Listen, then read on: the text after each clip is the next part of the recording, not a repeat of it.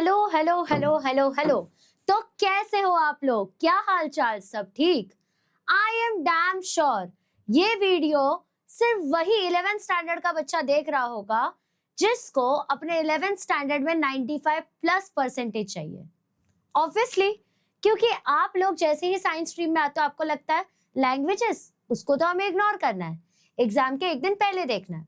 But हम एक चीज मिस कर देते हैं, और वो ये चीज मिस करते हैं कि जो अपने लैंग्वेजेस होते हैं ना, इनका वेटेज 80 मार्क्स का होता है। और अगर आप कंपेयर करो फिजिक्स, केमिस्ट्री, मैथ्स, बायो, इन सबसे इजी होगा स्कोर करना अपने लैंग्वेजेस के अंदर। तो अगर आपकी लैंग्वेजेस पे पकड़ अच्छी हो गई ना, तो आप लोगों का जितना भी मार्क्स इधर उधर से हिल रहा है, आराम से आप यहाँ पे उठा लोगे। अब आधे से ज्यादा 11th स्टैंडर्ड के बच्चे क्या गलती करते हैं?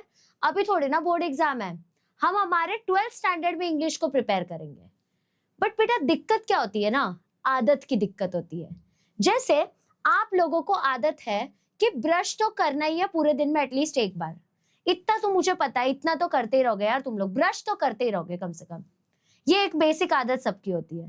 तो अगर ये बेसिक आदत जो है ये तुम लोग बिना भूले करते हो, इसका मतलब आदत तो हर इंसान फॉलो करता है। तो तुम्हारी ना 11th स्टैंडर्ड में आदत लग जाएगी कि सिर्फ एमसीक्यू सॉल्व करना है, और एमसीक्यूज हो जाने के बाद में अपने क्वेश्चन आंसर्स देखना है, वो भी फिजिक्स, केमिस्ट्री, मैथ्स, बायो के। इंग्लिश को कंप्लीटली इग्नोर करना है। तो यही सेम चीज तुम फॉलो करोगे 12th स्टैंडर्ड में। और जो हमेशा मेजॉरिटी ऑफ बच्चे गलती करते हैं ना कि 12th स्टैंडर्ड में सीधा 60-65 पे आके गिर जाना, तुम जाके पता कर लेना कितने बच्चे 65 पे गिर जाते हैं। तो उसका यही रिजल्ट होता है। तो इसलिए विदाउट इग्नोरिंग द फैक्ट कि इंग्लिश भी उतना ही इंपॉर्टेंट है, हमें ये इंग्लिश का एक एक चैप्टर अच्छे से समझना है। अब मैंने आप लोगों के लिए एक चैलेंज डाला था कि अगर आप लोग ग्रामर के वीडियो के ऊपर 1000 लाइक्स डाल दोगे तो डेफिनेटली आपके लिए मैं एक वन शॉट लाना चालू कर दूंगी। आप अपना वादा नहीं निभा पाए, बट जो बच्चों ने 500 लाइक्स किए थे, जो बच्चों ने 500 लाइक्स तक पहुंचा चुके हैं, मैं ये वीडियो सिर्फ उनके लिए बना रही हूँ। बट अब हर वीडियो के साथ एक टारगेट सेट होगा, और वो टारगेट सबको बेटा फॉलो करना पड़ेगा। तो आज के वीडियो का जो टारगेट है दैट इज जस्ट 250 लाइक्स। मतलब इस वीडियो के ऊपर 250 लाइक्स आ जाएंगे तभी मैं नेक्स्ट वीडियो बनाऊंगी। एंड इस वीडियो में जो मैं पीपीटी यूज कर रही हूँ, ये मैंने पूरे इंग्लिश के टेक्स्ट बुक को अच्छे से एनालाइज करके बनाया है। तो जो जो चीजें जरूरी है आपका इंग्लिश का पेपर अटेम्प्ट करने के लिए, वही चीजें इसमें इंक्लूडेड है। ठीक है, तो this is Radha Chaudhary. Actually I am your biology mentor, but मैं आप लोगों को इंग्लिश भी सिखा रही हूँ सो दैट आप बेटर स्कोर कर पाओ। तो अपना टेक्स्ट बुक का फर्स्ट चैप्टर है, फर्स्ट एक्चुअली ये पोएम है, दैट इज बीइंग नेबरली। बहुत ही ब्यूटीफुल सा है। अब आपको मैं एक चीज बता देती हूँ, आपको मे बी थोड़ा थोड़ा सा धुंधला याद हो कि कैसे हम लोग 10th स्टैंडर्ड में हम पोएट के बारे में थोड़ा सा लिखते थे। साथ साथ में हम लोग क्या करते थे, हम ये भी लिखते थे कि कौन से सेटअप में ये सारी चीजें हुई थी। हम ग्रामर सॉल्व करते थे, कुछ डूएस डायरेक्टेड करते थे, आइस ब्रेकर एक्टिविटी करते थे। यहाँ पे बस उसके नाम चेंज हो गए, बाकी सारी चीजें वैसी की वैसी ही हैं। तो बेटा आपको इस पीडीएफ की लिंक भी मिल जाएगी। बस कमेंट में आप लोग मुझे ये बोल देना कि हाँ मैम इसकी लिंक चाहिए, आपको डेफिनेटली मिल जाएगी लिंक। ओके, तो let's get started with our today's chapter called as being neighbourly. और ये चैप्टर बेसिकली ये पोएम लिखा हुआ है लुइसा मे एल्कॉट ने। क्या नाम है इनका बेटा? लुइसा मे एल्कॉट। अब आप लोगों को इनके नाम थोड़े थोड़े से याद होना जरूरी है, क्योंकि अगर बेटा आप इनके नाम याद नहीं रखोगे तो एग्जाम में अगर आपको पूछ लिया कि पोएट कौन थे, राइटर कौन थे, तो आप अपने मार्क्स लूज कर सकते हो। तो एटलीस्ट या तो इनका सरनेम या तो इनका नाम थोड़ा थोड़ा सा याद कर लेना है। जैसे इनका नाम है लुइसा मे एल्कॉट, ठीक है, तो अगर ऑप्शन में आया तो you can easily choose it.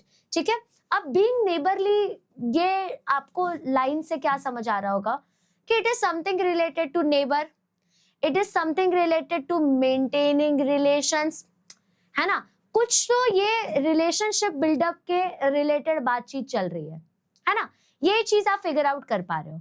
तो अब आपको मैं एक एक करके एकदम डिटेल में एक्सप्लेन करती हूँ कि एग्जैक्टली क्या है इस पोम में, और लास्ट में मैंने एक समरी इमेज भी क्रिएट की हुई है, वो भी आपको पीडीएफ के साथ ही मिल जाएगा।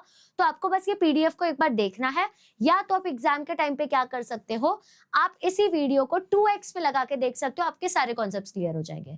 ओके चलो लेट्स मूव अहेड। अच्छा बाय द वे मैं फिर से एक बार यहाँ पर टारगेट लिख दूं, क्योंकि तुम लोग टारगेट भूल जाते हो, बट मेरे 11th के बच्चे नहीं भूलते, ये मैंने ऑब्जर्व किया है। तो इस वीडियो का टारगेट है बेटा सिर्फ और सिर्फ 250 प्लस लाइक्स, क्योंकि एटलीस्ट आई शुड फील कि मैं जो अपना बायो पढ़ाते पढ़ाते जो थोड़ा टाइम निकाल रही हूँ वो टाइम वर्थ इट है ना, तो एटलीस्ट मोटिवेट मी थोड़ा सा। तो 250 लाइक्स प्लस होंगे तो नेक्स्ट चैप्टर आप लोगों के लिए आ जाएगा। तो पहले कुछ आइस ब्रेकर एक्टिविटीज, आप जैसे अपना चैप्टर खोलेंगे आपको कुछ आइस ब्रेकर एक्टिविटीज मिलेगा ना। You must be thinking what is ice breaker activity. Ice breaker activity का मतलब होता है इंट्रोड्यूस करना। बेसिकली आपको ये चैप्टर का अब इंट्रोडक्शन मिल रहा है, इसलिए हम लोग इसको आइस ब्रेकर कहते हैं। फॉर एग्जाम्पल अगर सारे के सारे लोग एक जगह पे बैठे हुए हैं और वहां पे कोई सबसे पहली बार कॉन्वर्सेशन स्टार्ट कर रहा है, तो वो कॉन्वर्सेशन को हम लोग आइस ब्रेकर कॉन्वर्सेशन कहते हैं। तो आप लोगों को 10th स्टैंडर्ड से 11th स्टैंडर्ड में लाया जा रहा है, और तब आप लोग इंग्लिश अब नई बार पहली बार पढ़ रहे हो, इसलिए आपको कुछ आइस ब्रेकर एक्टिविटीज दिया जाएगा। तो let us start with the first ice breaker activity. आप मुझे अपने कमेंट सेक्शन को एज ए आंसर शीट समझना और वहां पे आंसर देते जाना। जैसे यहाँ पे कुछ फ्रेंडशिप के स्टेटमेंट्स है, आई वांट टू नो कि एग्जैक्टली कैसा आप वर्क करते हो फ्रेंडशिप में। तो देखो यहाँ पे आपको ये स्टेटमेंट्स रीड करना है और ये स्टेटमेंट्स को मार्क करना है अगर वो चीज आपको अप्लाई करती है, और आपको ये करना ही है। Please do not skip this, क्योंकि ये सारी चीजें बिल्डअप होके आपको लेसन लर्न करने में, अंडरस्टैंड करने में थोड़ा और बेटर वे में समझाएगा। ठीक है, जैसे आई मेक फ्रेंड्स इजीली, तो मैं मेरा लिखूंगी, आप अपने कमेंट सेक्शन में खुद का लिखेंगे। ठीक है, प्लीज बी ऑनेस्ट, आप लोग अभी अच्छे बच्चे हो, 12th स्टैंडर्ड के जो बच्चे हैं वो भी अच्छे, बट दिक्कत क्या है पता है क्या, अब उनको थोड़ी सी कॉलेज की हवा लगी है, तो सारे बच्चे कमेंट में रिप्लाई नहीं करते, थिंकिंग की टीचर थोड़ी ना देख रही है। I actually see all of your comments, इसलिए वहां पे कमेंट करना है। तो देखो for me I can not make friends easily, मैं इतने जल्दी दोस्त नहीं बनाती। I only have 2 to 3 friends, बस उतने ही है, मैं ज्यादा लोगों को अपने लाइफ में इंक्लूड नहीं करती।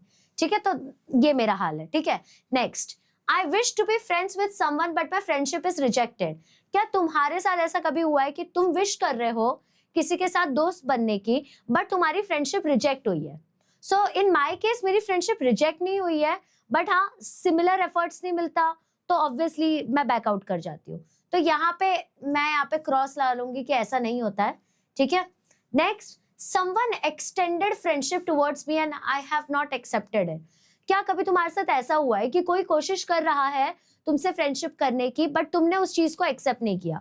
तो आई समटाइम्स डू दैट, क्योंकि देखो एक बात बताओ, क्या क्यों जरूरी होता है, अभी तुम छोटे हो ना तो तुमको ये बात रूड लगेगी, बट जरूरी ये चीज क्यों होती है पता है क्या? मान लो तुम एक ग्रुप का पार्ट हो और वो ग्रुप थोड़ा सा टाइम पास करने वाला ग्रुप है, टीचर्स पे कमेंट्स करने वाला ग्रुप है, तो इवेंचुअली तुम वहां पे अनुकूल बन जाओगे अगर तुम पढ़ाई कर रहे रहोगे तो आई मेंटेन माई सैनिटी, मैं मेक श्योर करती हूँ मेरे ग्रुप में जो है वो सब मेरी तरह ही सोच रहे हैं, मैं वो चीज मेंटेन करती हूँ, बाउंड्रीज मेंटेन करती हूँ।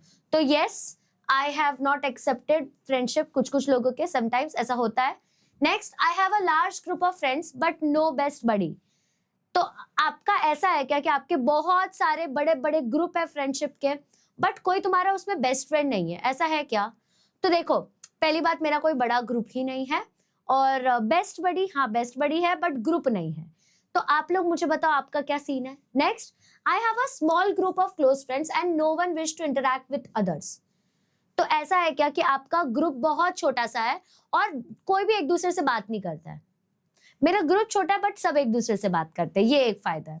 Next, I have cordial relationship with all but can not connect with anyone.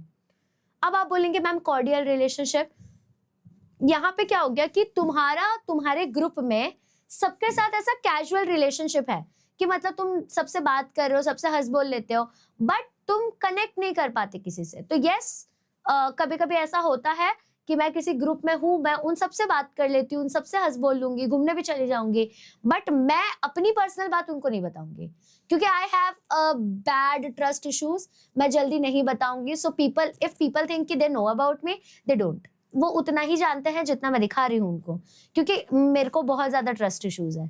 तुम्हारा क्या है वो जरूर बताना, ठीक है, क्योंकि ये सब चीजें से बिल्ड होने वाला है आप लोगों का आगे का चैप्टर, और थोड़ी सी मुझे तुम्हारी सीक्रेट्स भी तो पता चल जाएगी, ठीक है। अब next activity, what friendship means to you. तुम्हारे हिसाब से फ्रेंडशिप क्या होता है?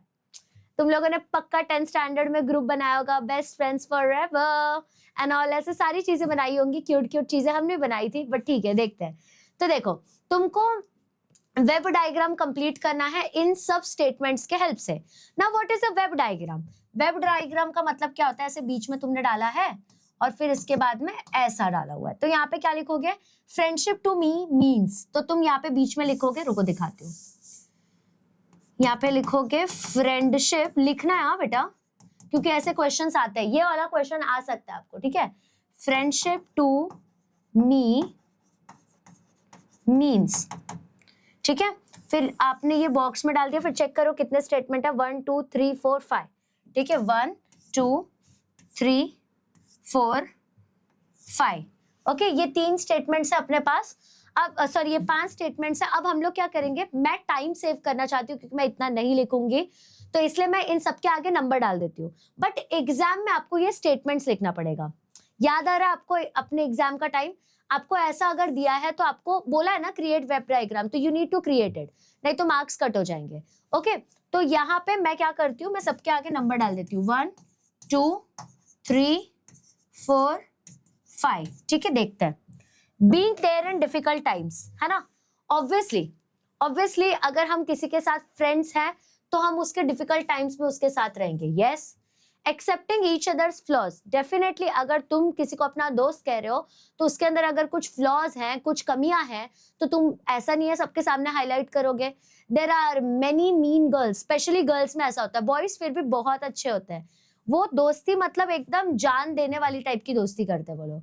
लड़कियां मीन तो होती है अगर उनको पता चल जाए, सब नहीं, हाँ सब नहीं, there are some typical girls जो मीन होती है, उनको अगर किसी की इनसिक्योरिटी पता चल गई, वो पक्का ही उसके रिलेटेड उसके अगेंस्ट बात करेगी, अगेंस्ट करना ही है बात, क्योंकि ये फेमस सेइंग है, एक औरत ही औरत को बदनाम करती है। तो अगर लड़की है तो यार वो फ्लॉज तो नहीं करेगी एक्सेप्ट, बट अगर मैं मेरी बात करूं और तुम तुम्हारी बात करो तो यस डेफिनेटली फ्रेंडशिप का मतलब होता है एक दूसरे की गलतियां, एक दूसरे की कमियां भी एक्सेप्ट करना।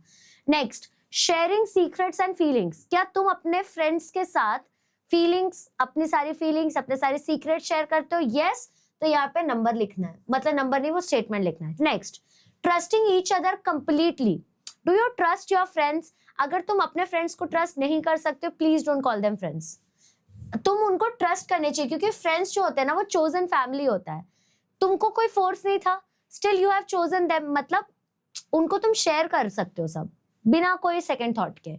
Next, laughing and enjoying together, this is very important. Friendship का मतलब क्या होता है कि घर में कुछ भी हो जाए, घर में कुछ भी हो जाए बट तुम एंजॉय करते रहो उनके साथ, मतलब ऐसा नहीं है कि सैड ही रहो, वो तुमको सैड देख ही ना सके, इस तरीके का ग्रुप होना चाहिए, ठीक है। भले मेरे पास गिन के 2 दोस्त है बट वो लोग मेक श्योर करेंगे कि मैं सैड ना रहूं, और गलती से अगर मैं सैड हूं तो बस खत्म है, वो लोग तो बहुत ही बनाएंगे मेरे को, क्या हो गया, कैसे हो गया, क्या हो गया, तो वैसे ही रहना चाहिए। एंड सेम इवन मैं भी उनके लिए ऐसा करती हूँ, थोड़ा सा आगे हटके करते हैं अपन फ्रेंड्स के लिए। अब ये स्टेटमेंट मैंने आप लोगों को ऑलरेडी दे दिया, बट आप लोगों को खुद से लिखना पड़ेगा, तो ऐसा क्वेश्चन आता है, आ सकता है, तो आप करना शुरू करना है ऐसा क्वेश्चंस। अब नेक्स्ट मैं बात करूंगी आइस ब्रेकर एक्टिविटी 3 का। If you see someone lonely or sad, you will, मान लो अगर तुम किसी को अकेला देख रहे हो, तो ठीक है यहाँ पे ये कट कर दो, ये एक्स्ट्रा आ गया। If you see someone lonely or sad, you will, अगर कोई अकेला है तुम्हारे आजू बाजू या बहुत सैड है तो तुम क्या क्या करोगे उनके लिए? तो देखो सबसे पहली चीज आई मेक फ्रेंड्स इजीली, तो देखो यार कोई अकेला बैठा है तो मैं डेफिनेटली ट्राई करूंगी कि मैं उसके साथ फ्रेंडशिप करूं, बट खुद से तो नहीं हो पाता मुझसे, ठीक है, क्योंकि मैं बहुत कंजर्वेटिव हूँ फ्रेंडशिप के मामले में। Next, I wish to be friends with someone but my friendship is rejected, तो मतलब यहाँ पे मल्टीपल स्टेटमेंट्स है और तुमको बस ये बताना है कि अगर कोई अकेला बैठा है या अगर कोई सैड है तो exactly what you will do, तुम कैसे उस सिचुएशन पे रिएक्ट करोगे।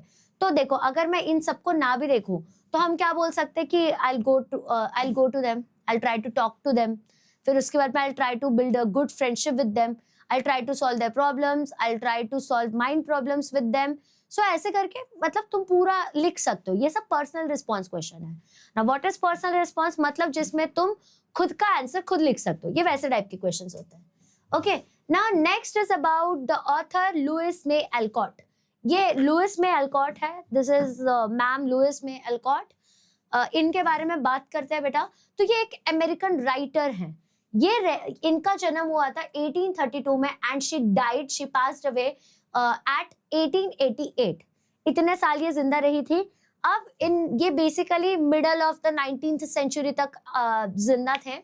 अब इनको सबसे अर्लीस्ट फेमिनिस्ट राइटर कहा जाता था। मतलब जिस टाइम पे तुमको लगता होगा सिर्फ इंडिया में ये सब है फेमिनिज्म वगैरह, मतलब इंडिया में सिर्फ जरूरत है फेमिनिज्म का, सिर्फ इंडिया में भेदभाव इनइक्वालिटी होती थी। तो no my dear friends, no my dear kids, बिल्कुल ऐसा नहीं है। फॉरेन में भी ऐसा हुआ करता था। मतलब वहां पे सिर्फ साइंस या मैथ्स जैसे जो टेक्नोलॉजिकल सब्जेक्ट्स है वो सिर्फ मेन को पढ़ना अलाउड था। वुमेन कैन ओनली अंडरस्टैंड कि डांस कैसे करते हैं, सिंगिंग कैसे करते हैं, so that they can have a good suitor, उनको एक अच्छा खासा ग्रूम मिल जाए, शादी हो पाए उनकी बड़े घर पे। बस इतना ही उनको सिखाया। सिलना विलना, बुनना वुनना, डांस करना, टेबल सेटअप करना, राजा को किधर बैठाना, इसको किधर इसको किधर। कभी ब्रिजिटन देखो, वो झूठ नहीं, वो सच है, एकदम सच चीजें दिखाई गई है उसके अंदर में। ठीक है, हाँ, बट वहां पे लव को बहुत फैंटेसाइज करके दिखाया। बट जहां पे पेट्रियार्की है, it means you don't love that person. तभी तो तुम एक ऐसा पेट्रियार्की टाइप का चीज ला रहे हो, तभी तो फेमिनिज्म की जरूरत पड़ रही है। ठीक है, तो अब आप बोलोगे फेमिनिज्म का मतलब क्या होता है? इसका मतलब लड़कियों को ज्यादा वैल्यू देना ना। ये आपको क्वेश्चन आ सकता है, इसलिए मैं बता रही हूँ। फेमिनिस्ट का मतलब होता है जो मेन और वुमेन को इक्वल समझे। मतलब फेमिनिज्म इज अ फिनोमेनन जिसके अंदर हम मेन और वुमेन को इक्वल राइट्स देना चाहते हैं। और फेमिनिस्ट का मतलब एक सोच होती है, एक थॉट प्रोसेस होता है जिसके अंदर हम मेक श्योर करेंगे कि मेन और वुमेन को इक्वल राइट्स मिले। There is a difference between that. तो जो हमारी लुइस मैम थी, उन्होंने उस टाइम से फेमिनिस्ट चीजें लिखना शुरू कर दिया था जिस टाइम में feminism was not even accepted, not even existed. ठीक है, अब उनके फेमस सीरीज जो है वो स्टार्ट हुआ था लिटिल वुमेन से। ठीक है, उसके और ये ह्यूजली पॉपुलर हुआ था। 150 साल तक सब इसी के बारे में बात कर रहे थे। इन्होंने इतना प्यारा लिखा था ये। ठीक है, अब क्यों इनका स्टाइल इतना पसंद किया जाता था? क्योंकि सिंपल लिखती थी। देखो सिंपल सी बात है, अब आप लोगों को कॉलेज के या स्कूल के टीचर से या प्रोफेसर से क्यों नहीं समझ आता था साइंस? क्यों आपको प्रवीण सर का ही साइंस समझ आता था? क्यों आपको प्रवीण सर का ही मैथ्स समझ आता था? बताओ। क्योंकि वो मेक श्योर करते हैं, मैंने देखा है ना उनका अप्रोच। वो क्या करेंगे, टेक्स्ट बुक निकालेंगे। मतलब उनके हाथ की टेक्स्ट बुक देखोगे ना तो ऐसा लगेगा कि बाप रे कहां से उठा के लाया है। वो टेक्स्ट बुक लेते हैं, ठीक है, टेक्स्ट बुक लेने के बाद में एक सम को 10 बार तो मिनिमम सॉल्व करते हैं। और 10 बार जब वो सॉल्व करते हैं ना, उनको ये पता चलता है कि अरे इसको तो इस इजी तरीके से भी सॉल्व किया जा सकता है।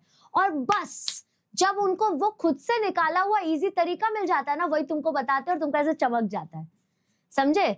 अब आप लोग तो अभी 12th में हो नहीं। आप अगर मेरे 12th के बच्चों को पूछोगे तो मैं भी सिमिलर अप्रोच करती हूँ। मैं क्या करती हूँ, मैं टेक्स्ट बुक लेके बैठती हूँ 12th स्टैंडर्ड का। 11th का मैंने ऑलरेडी बना दिया तो कोई टेंशन की बात नहीं है। आप लोगों को मैं लिखाती नहीं हूँ क्योंकि फिलहाल आप लर्न कर रहे हो रनिंग नोट्स बनाना। तो इमीडिएटली अगर मैंने आपको नोट्स लिखाना शुरू कर दिया तो आप थोड़े से कंफ्यूज हो जाओगे, इसलिए मैं आपको पीपीटी दिखा देती हूँ या पुराने नोट्स दिखाती हूँ। बट 12th का मैं क्या करती हूँ, टेक्स्ट बुक लेती हूँ और टेक्स्ट बुक को पूरा एनालाइज करती हूँ 3 बार 4 बार 5 बार 6 बार, फिर उसको अपने दिमाग के हिसाब से सीक्वेंस करती हूँ और फिर मैं बच्चों को नोट्स लिखवाती हूँ। इसलिए आपने देखा होगा, अगर आप कभी मेरे लाइव में आ जाओ 12th स्टैंडर्ड के, हर एक बच्चा यही बोलता है मैम आपको टेक्स्ट बुक याद है क्या? बेटा वो एक्सपीरियंस से याद हो जाता है। तो क्यों उनको पसंद आता है पढ़ाना? क्यों समझ आता है तुम लोगों को? क्यों बोलते हो मैम आप बायो की क्वीन हो? क्यों बोलते हो आप सर को आप किंग हो, मैराथन किंग हो? क्यों बोलते हो? क्योंकि तरीका सिंपल है। तुमको कॉलेज में या जो भी आपके स्कूल में थे वो लोग गलत नहीं पढ़ा रहे थे, उनका तरीका वैसा था कि समझ ही ना आए। वो लोग बुक मेथड से जा रहे थे। तो जो चीज सिंपल होती है ना वो लोगों को ज्यादा पसंद आती है। सेम सेम जो लुइस है, जो लुइस मैम थी, उनका राइटिंग का वे बहुत सिंपल था। अब आप अगर शेक्सपियर वगैरह का राइटिंग देखो तो वो कहना क्या चाहते हैं, वो बताना क्या चाहते हैं और उन्होंने लिखा क्या है ना, ये north and south pole aparts होता है। North and south pole apart का मतलब समझ लो, एक इस साइड है तो एक इस साइड, अपोजिट साइड हो जाता है। कुछ भी लिखते हैं और वो समझना बहुत अलग बात होती है, ठीक है।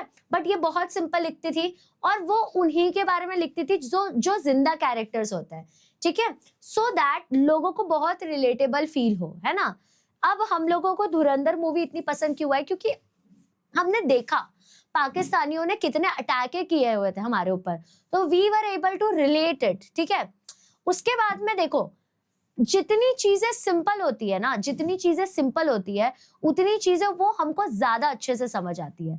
इसके वजह से हर एक बंदा सबसे पहली बुक पता है कौन सी पढ़ता है, द एल्केमिस्ट, क्योंकि वो सिंपल है, फेमस है वो बंदा जिसने वो लिखी है। The monk who sold his Ferrari, robin Sharma, famous है वो बंदा क्योंकि वो इजी लिखता है। तो इनका भी वही तरीका था, सिंपल स्टाइल था इनका। साथ में उनकी बुक्स की सेटिंग क्या होती थी, सेटिंग मतलब लड़का लड़की क्या ना, उनकी बुक की सेटिंग मतलब कहाँ के जगह के अराउंड वो स्टोरी लिखते थे। तो उनकी स्टोरी होती थी बॉस्टन अमेरिका के सबअर्बन एरिया से। सबअर्बन मतलब ना पूरा का पूरा शहर है ना पूरा का पूरा गांव है, बीच का टाइप का उनका पूरा जगह रहता था, ठीक है। जैसे अगर आप अपने एरिया की बात कर लो, वो भी सबअर्बन में आ जाता है। बाय द वे आप कहाँ पे बिलोंग करते हो जरूर बताना मुझे, सबअर्बन में, अर्बन में कि रूरल में। जैसे आई स्टे फिलहाल इन सबअर्बन एरिया, ठीक है। अब मेन अगर मैं मुंबई में रहूं, अगर मेन मुंबई जैसे कि थाने, थाने भी एक्चुअली थोड़ा सबअर्बन टाइप का ही हो गया, नहीं but it is urban. But अगर आप बांद्रा या फिर अंधेरी या फिर लोअर परेल ये सब की बात करो तो दैट इज अर्बन, पूरा क्रेजी मस्त जगह। बट अगर आप मेरे जहाँ पे मैं रह रही हूँ जैसे कल्याण वल्याण साइड आ जाओगे, आप थोड़ा थोड़ा पीछे आओगे, दैट इज सबअर्बन, मतलब ना पूरा शहर है ना पूरा गांव ही है, बीच का है। तो वहां की स्टोरीज ये लिखती थी, ठीक है। अब कैसा लोग उनके स्टोरी को कंसिडर करते थे, ये इंपॉर्टेंट लाइन होता है क्योंकि ये पूछा जाता है कि लोग कैसे उनके स्टोरी को अंडरस्टैंड करते थे। तो सब उनके स्टोरी को होलसम समझते थे। अब आप लोग कोई कोई रील के ऊपर, कपल रील के ऊपर या क्यूट क्यूट डॉग कैट के रील के ऊपर डालते ना, wow so wholesome, me and who, us. तो वो जो होलसम है ना, मतलब बहुत क्यूट, बहुत सूदिंग टाइप के वाइब्स होते थे, ठीक है। मान लो कि सामने में वो है, मैं तुमको ना होलसम मीनिंग, ये क्योंकि एक तरीके से एडजेक्टिव है, एडजेक्टिव समझाना और तुमको फील करवाना होता है, ठीक है। तो मान लो कि मैं बैठी हुई हूँ, ठीक है, मैं बैठी हुई हूँ आराम से और उसके बाद में मेरे सामने स्काई है, ठीक है, स्काई है और हम पहाड़ों पे है और स्काई, ऑब्वियसली मेरे सामने स्काई तो हो गई, ऊपर में बहुत सारे क्यूट क्यूट क्यूट क्यूट तारे प्रेजेंट है और तुमको सब दिख रहा है क्योंकि तुम लोग थोड़े से गांव के एरिया में आए हुए हो।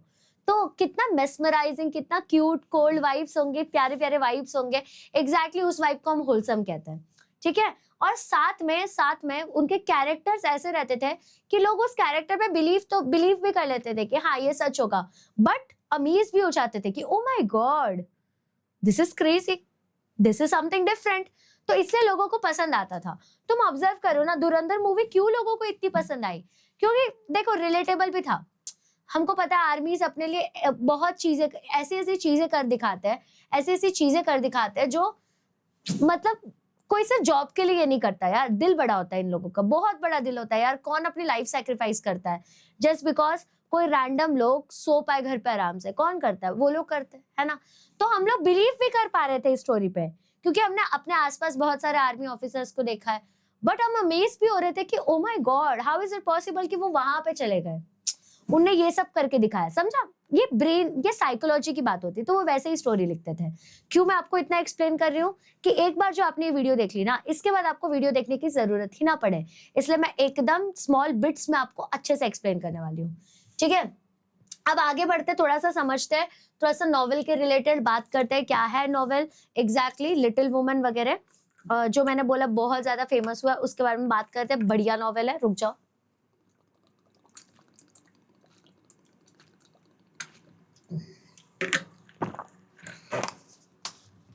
Okay let's move ahead. आप यहाँ पे फोटो देख सकते हैं नॉवेल का, little woman bye Louis May एल्कॉट। बहुत ही प्यारी स्टोरी है क्योंकि मैंने तो पढ़ रखी है, बहुत मस्त नॉवेल है, मतलब इंटरेस्टिंग है। अगर तुमने एक चैप्टर पढ़ लिया और तुम्हारा उसमें मन लग गया ना, तुम पूरा बुक उड़ा दोगे उस दिन।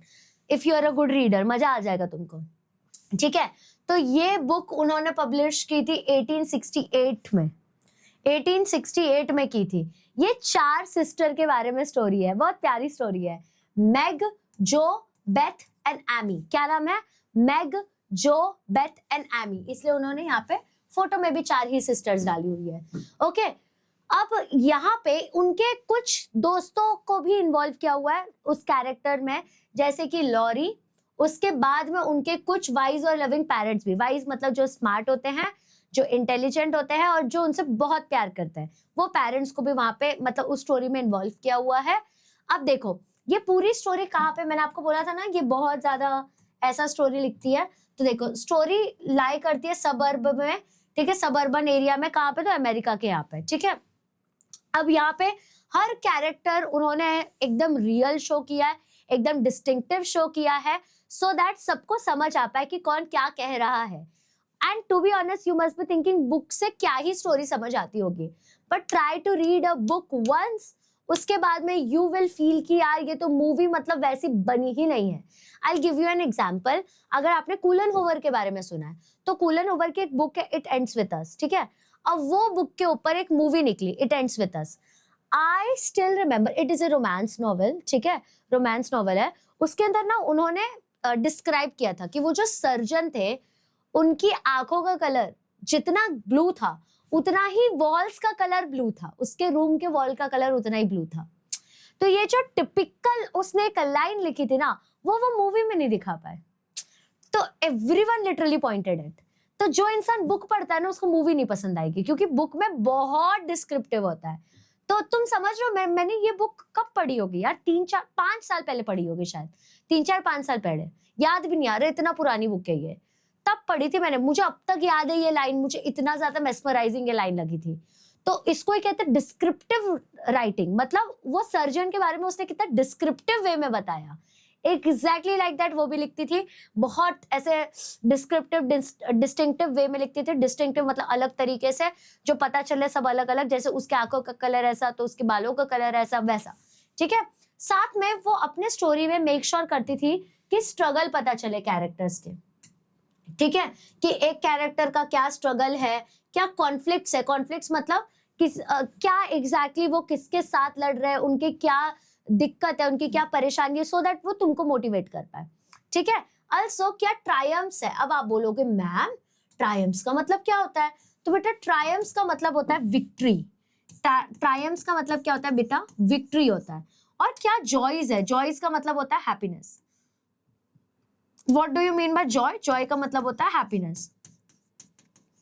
जब कॉलेज में ये चैप्टर होगा ना, मुझे पता है कि तुम्हारे अलावा ये किसी को आएगा भी नहीं, क्योंकि हु टेक्स 11th स्टैंडर्ड का इंग्लिश सीरियसली? वो तो आप लोगों ने बोला, इसलिए मैंने बोला ठीक है कर देते हैं आपके लिए, ठीक है।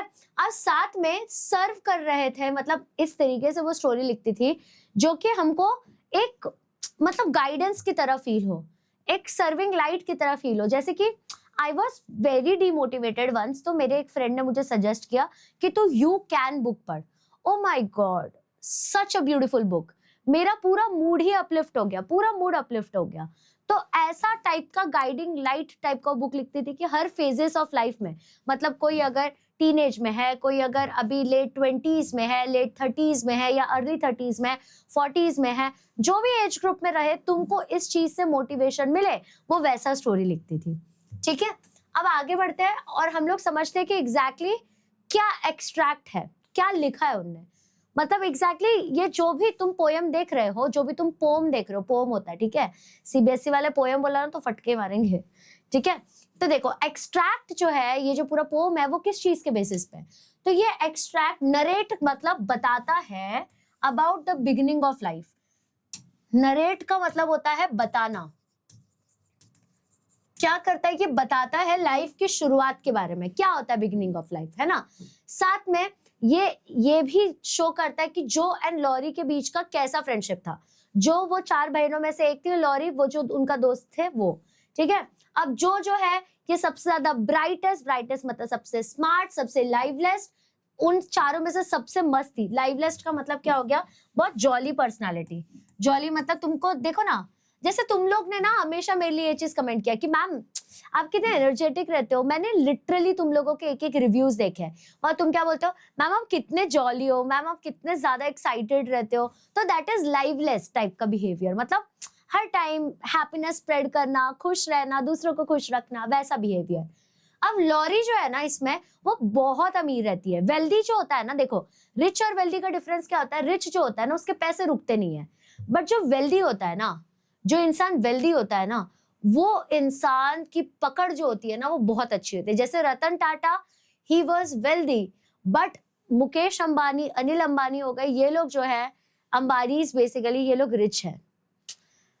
Now you must have understood the difference between wealthy and rich.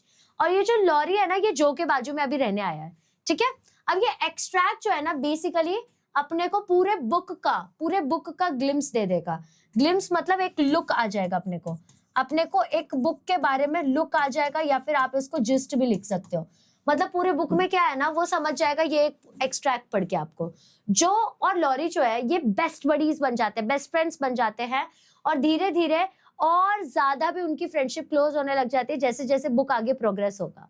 So basically एक छोटा सा पार्ट है ये पूरे के पूरे बुक का, बहुत ब्यूटीफुल तरीके से लिखा गया है। Let us understand and let's get started, ठीक है। अब देखो कुछ इंपॉर्टेंट वर्ड्स है, ग्लॉसरी, ये क्वेश्चंस आपको आते, ये आपके पूछे जाते हैं तो आपको पता होना चाहिए। तो देखो इसमें नेबरली का बेटा मतलब होता है it is an American spelling of neighbour, ठीक है। मतलब बेसिकली नेबर की बात चल रही है, बाजू वाला जो बंदा होता है वो, ठीक है। कभी भी आगे एल वाई आ गया ना, कभी भी आगे अगर एल वाई आ गया तो इसको हम लोग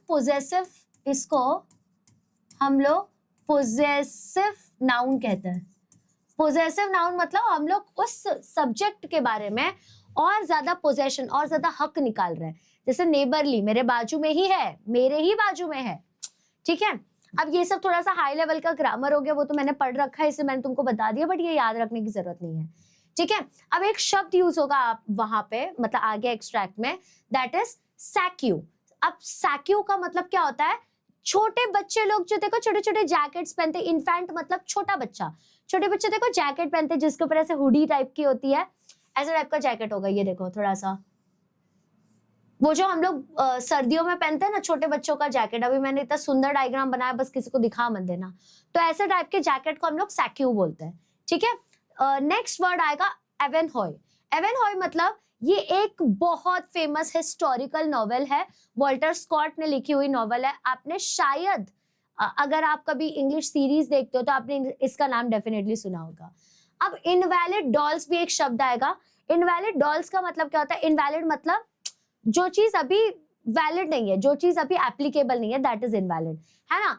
तो मतलब ऐसे डॉल्स जिसके लिम्स मतलब हाथ पैर, जिसके लिम्स का मतलब क्या हो गया, लिम्स का बेसिक मतलब हाथ पैर जो है वो ब्रोकन है, वो क्या है, वो टूटे हुए हैं, ठीक है। बट बेथ जो थी, वो चारों सिस्टर में से जो एक सिस्टर थी, उसको वो चीज बहुत पसंद आती थी, बट तो सब उसको चिढ़ाते थे, ये क्या इनवैलिड डॉल लेके आ गई, क्या ये कुछ भी है, ये ऐसे चिढ़ाते थे सब उसको, ठीक है।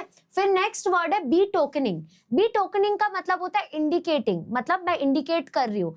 मान लो मैं ऐसा बोल रही हूँ कि यार वहां पे देखना कोई तो है, वहां पे, अरे यार पीछे मत मुड़ना वहां पे, तो what I am doing, I am beckoning, ठीक है। मतलब सॉरी बी टोकनिंग मतलब मैं टोकन दे रही हूँ कि वहां पे इंडिकेट करना, ठीक है। अपन को टोकन मिलता है कि आप इस लाइन में खड़े हो तो मैं आपको एक टोकन दे देता हूँ, तो आपका नंबर यहाँ पे सिक्योर हो जाएगा, दैट इज बी टोकनिंग, इंडिकेट करना।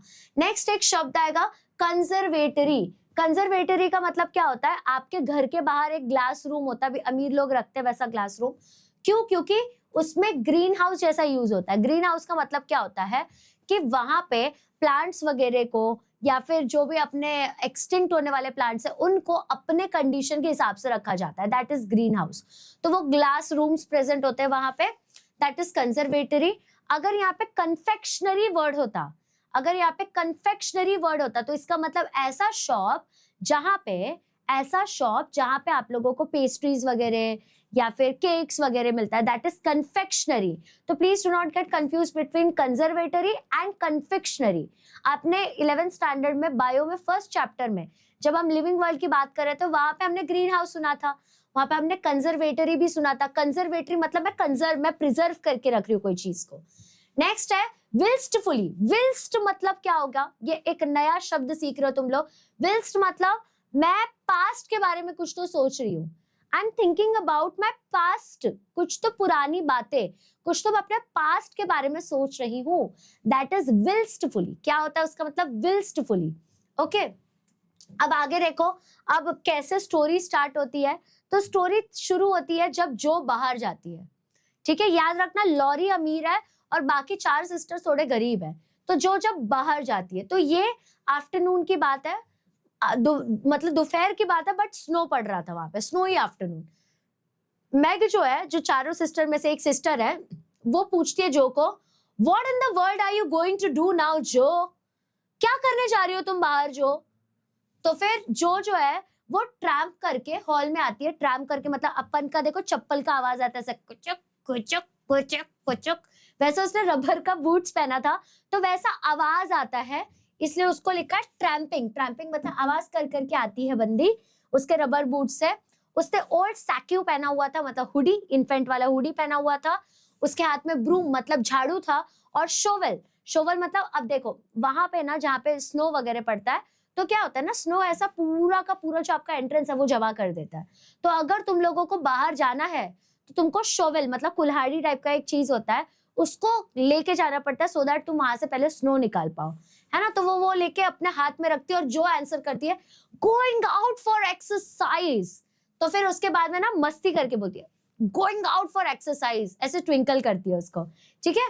तो फिर मैग तो गुस्से में थी, उसको पूछते किधर जा रही है भाई तू, क्या है, देख रही है बाहर कितना स्नो है। तो ये हाथ में एक शॉवल लेके बोलती है थोड़ा एक्सरसाइज करने जा रही हूँ, और फिर ऐसे विंक करती है उसको, मस्ती में, बहुत मस्ती है उसमें। तो जो उसको बोलती है never take advice, I like adventures and I am going to find some. तो जो उसके बाद में बोलती है, देख पहले तो मैग उसको क्या बोलेगी, मैग ना थोड़ी मैच्योर रहती है, मैग उसको बोलती है देखो जो आप अंदर रहो, और यहाँ पे मैंने फायर लगाया हुआ है, बॉन फायर किया है, उसके अंदर रहो प्रेजेंट, क्योंकि बहुत ठंडी यार, बाहर कहाँ जाओगे। तो वो ना इवन होए करके एक बुक पढ़ रही थी। अब देखो यहाँ पे इवन होए का यहाँ पे मैंने मतलब बताया हिस्टोरिकल नॉवेल, जो कि वॉटर स्कॉट ने लिया हुआ है। तो वो इवन होए बुक पढ़ रही थी, तो वहां पे ना वो जो को भी बोलती है कि अरे क्यों बाहर जा रही है, कितनी ठंडी है, यहाँ बैठ मेरे साथ। तो जो बोलती है चल चल, मैं तेरी नहीं सुन रही, मेरा जो मन करेगा मैं वो करूंगी, क्योंकि मुझे एडवेंचर तो बहुत ज्यादा पसंद है, तो मैं बाहर जा रही हूँ। ऐसे बोल के वो बाहर जाती है, ठीक है। फिर जो है अब उसको बाहर जाना था, तो स्वीप मतलब झाड़ू मारने लगती है गार्डन में। स्वीप का मतलब क्या होता है, झाड़ू मारना, झाड़ू मारना। तो गार्डन में स्वीप करने लगती है। फिर वो अब उसको घर के बाहर निकलना, बट पूरा स्नो था। तो डिग, डिग का मतलब होता है खोदने लगती है अपने रास्ते को। पाथ का मतलब होता है रास्ता, पाथ का मतलब होता है रास्ता, लिख लो भाई। और डिग का मतलब होता है खोदना। तो क्या होता है, जो है अपने जितना उसके अंदर एनर्जी था सबसे रास्ते को ऐसे ऐसे करके खोदना वोदना शुरू कर देती है, ठीक है। अब स्नो जो था ये बहुत हल्का था, तो उसने क्या किया, अपने गार्डन से अपना रास्ता बना लिया। बट उसने ये किया था बेथ के लिए, सो दैट बेथ जो है उसकी जो दूसरी बहन है वो आ पाए वहां पे, वॉक कर पाए, और जब भी सन आए उसको भी वो एक वार्मथ फील हो, वो बाहर आ पाए। उसने उसके लिए किया था, खुद के लिए नहीं किया था। She also swept path for Beth's invalid doll that needed air. उसने लिटरली बेथ के हाथ पैर टूटे हुए डॉल्स जो थे उसके लिए भी रास्ता बनाया था, कि वो भी आके वहां पे आराम कर पाए। मतलब क्यूट स्टोरी चल रही है यहाँ पे, ठीक है। उसके बाद में क्या होता है, यहाँ पे 2 हाउसेस की बात चल रही है, और यहाँ कॉन्ट्रास्ट बोला है। कॉन्ट्रास्ट मतलब opposite. For example this is black and this is white, तो this is contrast, opposite houses. तो यहाँ पे गार्डन जो है ना वो सेपरेट करता है मार्च हाउस को लॉरेंस हाउस से। मार्च हाउस और लॉरेंस हाउस दोनों अलग तरीके का हाउस है, एक थोड़ा गरीब घर है और एक सुपर अमीर घर है। दोनों के दोनों सबर्ब में ही है, दोनों के दोनों सबर्ब में ही है, कंट्री लाइक साइड में ही है, जहाँ पे ग्रूव्स है, मतलब छोटे छोटे ऐसे पेड़ वगैरह है, लॉन्स है, बड़े बड़े गार्डन्स है, स्ट्रीट्स है, शांत स्ट्रीट्स है, एकदम ऐसा लग रहा है महाबलेश्वर ही आ चुके, पंचगनी एक्चुअली। और वहां पे ऐसे छोटे छोटे हेजेस, मतलब छोटे छोटे रास्ते थे जो 2-2 एस्टेट्स को सेपरेट कर देते थे, मतलब फुल ब्रिजिटन वाइब्स, वेरी सुंदर वाइब्स, ठीक है। अब मार्च का हाउस कैसा था, मार्च का हाउस थोड़ा गरीब घर, मार्च का हाउस गरीब घर, क्योंकि बहुत पुराना ब्राउनिश हाउस था उसका, जहाँ पे तुमको ऐसे दिख रहा है कि बहुत गंदा हो चुका है। बेयर मतलब खाली, थोड़ा सा नेकेड टाइप का हाउस जिसके ऊपर कोई कवरिंग नहीं है, ठीक है। और फिर वहां पे जितने भी छोटे मोटे वाइन्स थे, वाइन्स मतलब दारू वाला वाइन्स नहीं, वो जो छोटे छोटे ऐसे लीव्स होते हैं ना, जो जैसे मनी प्लांट वगैरह होता है वैसा रखा हुआ है वहां। फ्लावर्स है थोड़े थोड़े, सिंपल है बट मॉडेस्ट है, ठीक ठाक है, ठीक ठाक है यहाँ पे घर उसका, मार्च का घर। बट अगर मैं लॉरेंस के घर की बात करूं तो इट वॉज दिस ब्यूटीफुल। देखो कंट्री साइड हाउसेस ऐसे ही होते हैं, बड़े सुंदर सुंदर से होते हैं, ठीक है। तो बेसिकली स्टोन से बना हुआ मैंशन था, लिटरली वहां पे हर टाइप का कंफर्ट, हर टाइप का लग्जरी, सब कुछ प्रेजेंट था। अब बीट ओपनिंग का मतलब मैंने आपको क्या बताया था, इंडिकेटिंग, मतलब उसके घर में सब कुछ प्रेजेंट था, हर टाइप का आराम, हर टाइप का कंफर्ट, लग्जरी सब प्रेजेंट था। बड़े बड़े वहां पे कोचेस थे, बड़े बड़े हाउसेस थे वहां पे, ग्राउंड सुंदर था, कंजर्वेटरी था, कंजर्वेटरी मतलब ग्रीन हाउस था, साथ में बहुत महंगे महंगे कर्टन्स थे, पर्दे वगैरह थे, बहुत प्यारी प्यारी चीजें विंडोज से दिख रही थी। बट स्टिल पता नहीं वो घर ना लोनली लाइफलेस दिख रहा था, क्योंकि कोई खेल नहीं रहा था वहां पे, ना कोई वहां पे मदरली फेस था जो सच में मदर जैसा फेस हो, थोड़ा केयरिंग फेस हो, वैसा कुछ भी नहीं था वहां पे। मतलब इवन तो it has all the luxury, बहुत खूबसूरत था, बट वो घर घर नहीं लगता, वो थोड़ा मकान जैसा था, मतलब सिर्फ था, होटल कैसा होता है वैसी टाइप का बस हो गया था वो, ठीक है। अब देखो जो fascinating with the Lawrence house, अब जो है वो बहुत फैसिनेट हो जाती है, अभी हम भी हो जाते हैं यार फैसिनेट, ठीक है। अब जैसे कि ना तुम बिलीव नहीं करोगे, मैं ना एक वो देखो क्यूट क्यूट कपल्स होते हैं, रील्स डालते रहते हैं, प्यारे प्यारे लगते हैं। तो ना एक बारी हम लोग वियतनाम गए थे, अभी जिस स्कूल में मैं पहले पढ़ाती थी, मतलब कॉलेज के पहले जब स्कूल में पढ़ाती थी, तो उन लोग ना बेस्ट एम्प्लॉयज को भेजते थे, मतलब पूरा खर्चा होटल वोटल सब कुछ वही लोग करके देते थे। तो उस टाइम जब मैं फर्स्ट टाइम, मतलब मेरा फर्स्ट ईयर था, तो अप्रैल में आई हैव ज्वाइंड, और मई में हमको लेके गए थे वियतनाम, सिर्फ 15 लोगों को लेके गए थे, सब कुछ एवरीथिंग इंक्लूडेड। तो जब हम वियतनाम गए थे तो वहां पे मेरे को वही सेम कपल दिखे, वो लोग मतलब सब कुछ कर रहे थे, ऐसे वीडियो वगैरह बनाते हैं ना वैसे ही बनाते थे, बहुत क्यूट थे, नाम नहीं लूंगी, बहुत फेमस है। मैंने उनको देखा कितना गंदा बिहेव कर रहे थे यार एक दूसरे से, मतलब जैसा फोन पे दिखता है ना वैसा कुछ नहीं होता रियल लाइफ में, मतलब बहुत रूडली बात कर रहे हैं, सिर्फ वो लोग व्यूज की बात कर रहे हैं, सिर्फ फोटोज की बात कर रहे हैं। भाई इतना सुंदर सामने एक लेक है, तुम उसकी बात करो, शॉपिंग करके आए हो, कपड़े दिखाओ एक दूसरे को, क्या है, सिर्फ लड़ रहे थे वो लोग, फालतू को लड़ रहे थे।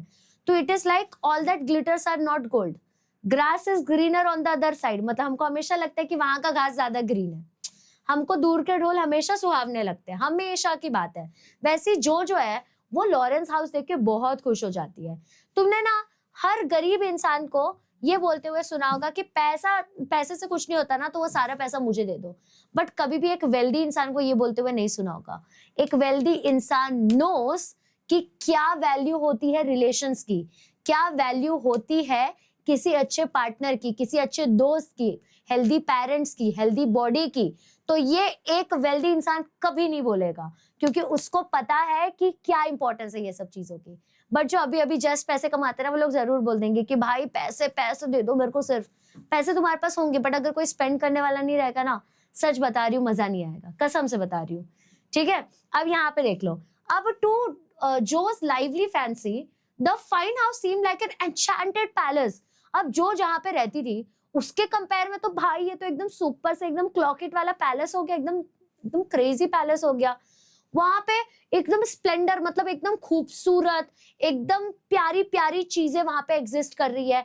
उसको हमेशा ये सब चीजें देखने की बहुत चाह होती थी, जैसे हम सबको अंबानी का घर देखना है, बट वी नेवर नो वो लोग साथ में कैसे रहते हैं, वी नेवर नो उनके घर में सुख शांति भी है या नहीं है ना, बट हम सबको उनकी लाइफ चाहिए होती है, और हमें पता भी नहीं है कैसी लाइफ है उनकी, फिर भी चाहिए होती है।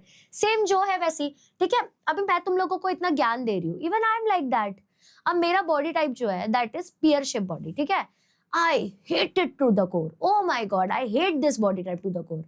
बट एक बार मैं शॉपिंग कर रही थी, मैं यही पैंट्स शॉपिंग कर रही थी, there was one girl, she was observing me. लड़के देखो, लड़कों पे अपन ट्रस्ट नहीं कर सकते अगर वो तारीफ करे, but she was observing and I was very conscious कि लू कि नहीं लू, and she was like you look beautiful, मतलब I love your body type, and that boosted me like here. तो ऐसा ही होता है, जब कोई चीज अपने पास होती है ना, अपने को उसकी वैल्यू नहीं होती। सेम जो का भी वैसे ही था, ठीक है। अब उसको क्या करना था, उसको कैसे भी ना वो जो लॉरेंस हाउस में वो लड़का रहता था ना, उसको जानना था उसके बारे में, ठीक है। अब जब वो लड़के को देखा ना उसने, तो उसको ऐसा लगा कि यार शायद से ये उसको जानती है, ठीक है। उसको ऐसा लगा जैसे वो उसको जानती भी है, और वो लड़का खुद को पहचानवाना भी चाहता है। मतलब वो लड़का चाहता है कि वो लड़की आके उससे बात करे, ठीक है। Since a recent party she had been more eager than ever.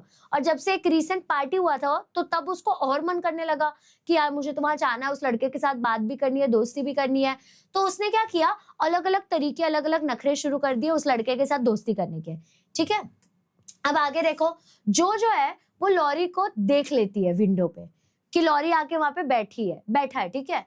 तो क्या होता है, Jo had begin to think Laurie had gone away, she had not seen him lately. तो रिसेंटली ना उसको लॉरी दिखता ही नहीं था, तो उसको क्या लगा कि शायद वो जा चुका है कहीं। तो फिर अचानक से उसको दिखता है कि लॉरी तो विंडो पे बैठा हुआ है, ठीक है। तो वो ना थोड़ा सा ऐसे नीचे ऐसे सैड होके ऐसे नीचे देख रहा रहता है, ठीक है।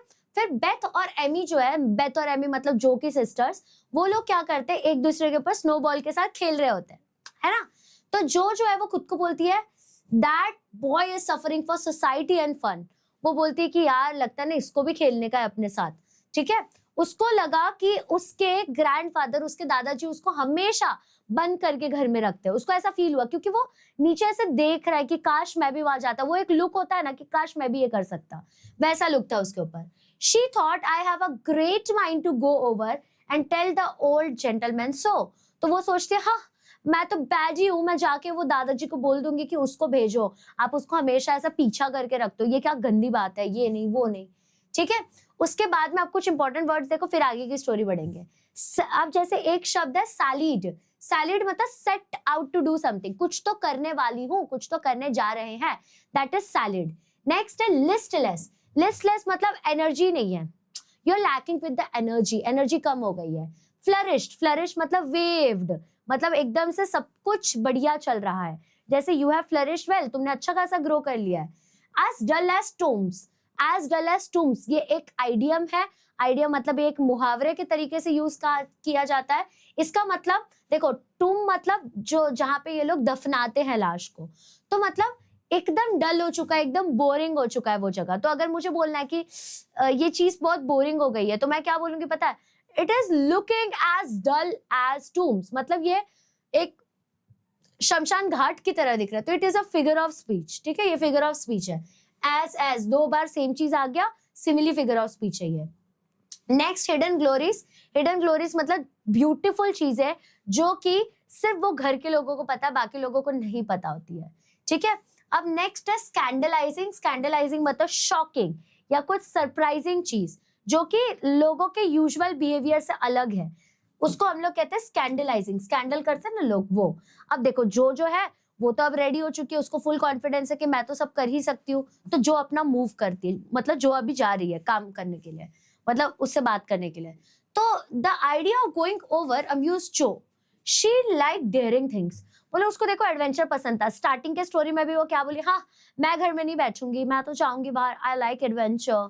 तो उसको ये क्रेजी काम करने में सोच के ही मजा आ रहा था कि ओ माय गॉड क्या मजेदार बात है। और तुमको पता है मैं इतनी ज्यादा इंट्रोवर्ट हूँ कि मीटअप पे मैं आई थी and I was like oh my God अभी क्या बात करना है, कैसे बात करना है, ये लोग ने मुझे जज किया तो इनको मैं अच्छी नहीं लगी। तो मतलब I am so much introvert, I don't know how these people do that.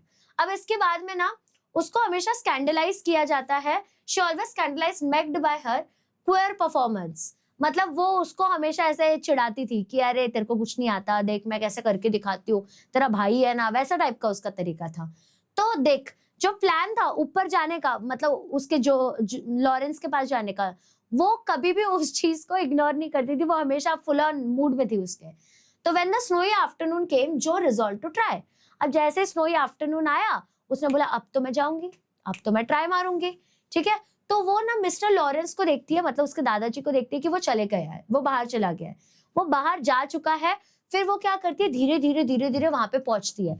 मतलब ऐसे मान लो यहाँ पे एक घर है, फिर यहाँ पे एक हेज है, हेज मतलब एक पार्टीशन, फिर ना वो यहाँ से मूव करके यहाँ जाने की कोशिश करती कि अब तो उसके दादाजी भी चले गए, वही दूर लगते थे मेरे को, ये तो अच्छा होगा। फिर वो ना पहले एक सर्वे लेती है, कोई है तो नहीं यहाँ पे। तो पूरी चीजें शांत रहती है, कर्टन्स डाउन रहता है ऑलरेडी, सर्वेंट्स जो है वो दिखते भी नहीं रहते वहां पे, नौकर वोकर भी नहीं दिख रहे हैं। तो वो क्या देखती है, कुछ भी ह्यूमन जैसा वहां पे विजिबल नहीं है, सिर्फ एक कर्ली ब्लैक हेड दिख रहा है जो कि एक थिन हैंड के ऊपर में अपर विंडो के ऊपर ऐसे करके लीन्ड है। सिर्फ एक कर्ली बाल दिख रहा है उसको और कुछ नहीं दिख रहा। बाकी उसको वही लगा कि अपना तो लॉरी होगा यहाँ पे, और कौन ही हो सकता है। फिर जॉ और लॉरी की पहली बात होती है। मतलब मुझे तो ऐसा लग रहा है मैं रोमांटिक बात कर रही हूँ तुम लोगों के साथ, बट ठीक है, अभी देखो मजा आएगा, मस्त चीज है। तो जो tossed a handful of soft snow eight the window, तो जो क्या करती है, नीचे से स्नो उठाती है और विंडो के ऊपर फक करके फेंकती है थोड़ा सा, सो दैट अटेंशन ग्रैब कर पाए। The face turned at once, the big eyes brightened, mouth began to smile. तो जैसे ही उसके मतलब वो ऊपर फेंकती है तो ना फेस ऐसे बाहर आता है और वो देखती है कि बड़े बड़े आंखों से कोई तो उसको देख रहा है और उसका माउथ जो है वो स्माइल करता है, लड़के का, लॉरी जो है वो स्माइल करता है वहां पे। जो nodded, laughed and waved her broom. How do you do? Are you sick? ठीक है। उसके बाद में जो है ना वो ऐसे नॉड करती है, स्माइल करती है और उसके पास जो झाड़ू प्रेजेंट रहता है उससे वो ऐसे वेव करती बोलती कैसे हो तुम, तुम्हारी तबीयत ठीक नहीं है क्या, ऐसे पूछती है उसको। लॉरी अपना विंडो ओपन करता है। फिर उसके बाद में he croaked hoarsely like a raven.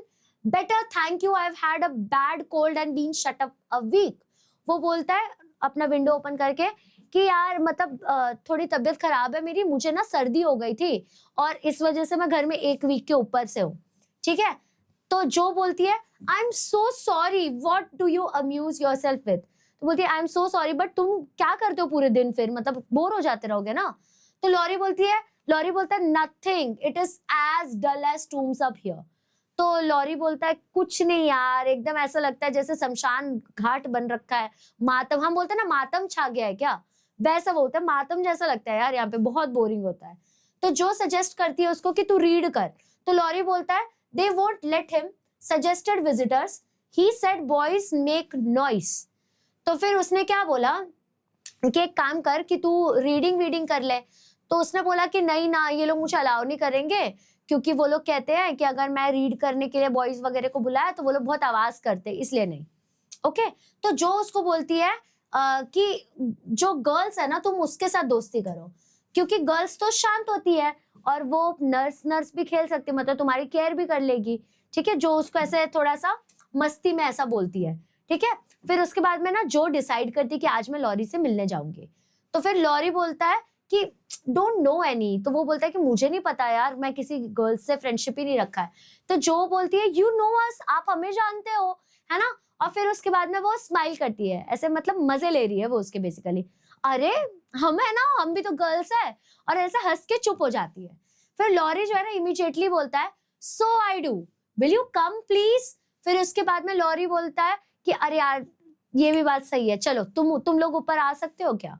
तो जो बोलती है कि I am not quite and nice but I will come if mother will let me, I will go ask her, shut the window like a good boy and wait till I come. वो उसके मजे ले रही है वहां पे। वो बोलती है देख मैंने तुझे बोला कि लड़कियां चुप होती है और बहुत अच्छी होती है, बट मैं चुप और अच्छी लड़की नहीं हूँ। ठीक है।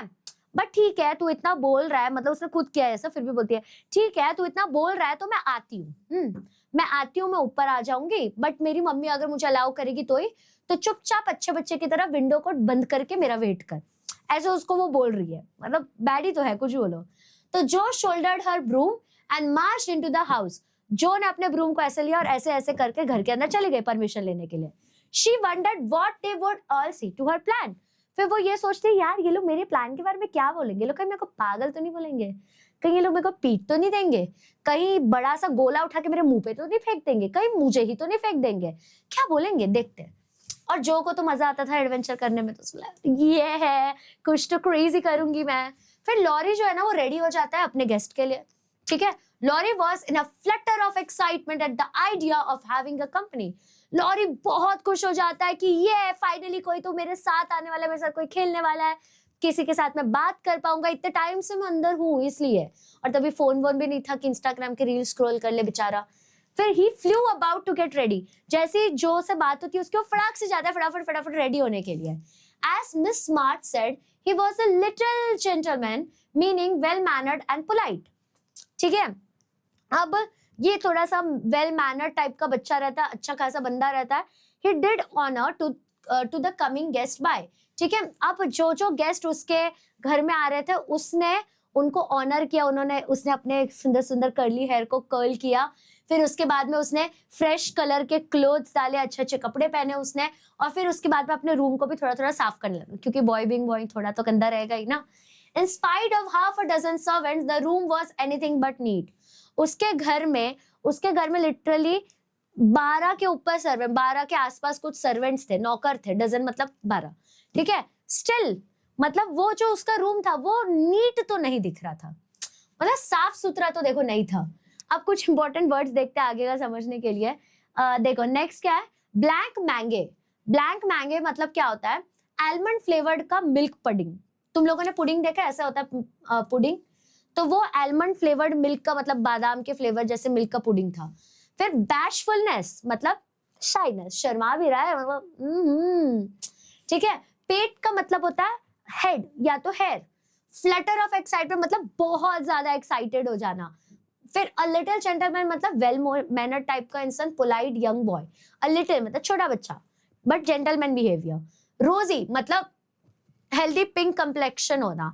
जैसे देखो अभी अगर मैं यहाँ का, मैं अगर थोड़ा धूप में चल जाती हूँ, मेरा पिंक पिंक हो जाता है क्योंकि मेरे चीक्स है ना, तो उसको ही कहते हैं हेल्दी पिंक कंप्लेक्शन होना, मतलब थोड़े से पिंकिश नहीं होते लोग, वैसा। फिर बैग एंड बैगेज मतलब with everything one has brought along, मतलब जो जो सामान लाया हुआ है उसको हम लोग बैगेज कहते हैं। ओके, अब आगे देखो, जो अराइव्स एट लॉरीज हाउस, जो है वो लॉरी के घर के बाहर आ जाता है। फिर a loud ring at the door, a decided voice asking for Mr Laurie, तो बाहर से एक डोरबेल की आवाज आती है, टिंग टोंग, और फिर बोलती है मिस्टर लॉरी है, ठीक है। A surprised looking servant came up to announce a young lady. Laurie said, "All right, show her up. It's Miss Jo." तो लॉरी जो है उसके पास उसकी सर्वेंट आके बोलती कि कोई तो आपसे मिलने आया है, तो फिर उसको लॉरी बोलते हैं हाँ वो मिस जो है उसको ऊपर भेज दो, ठीक है।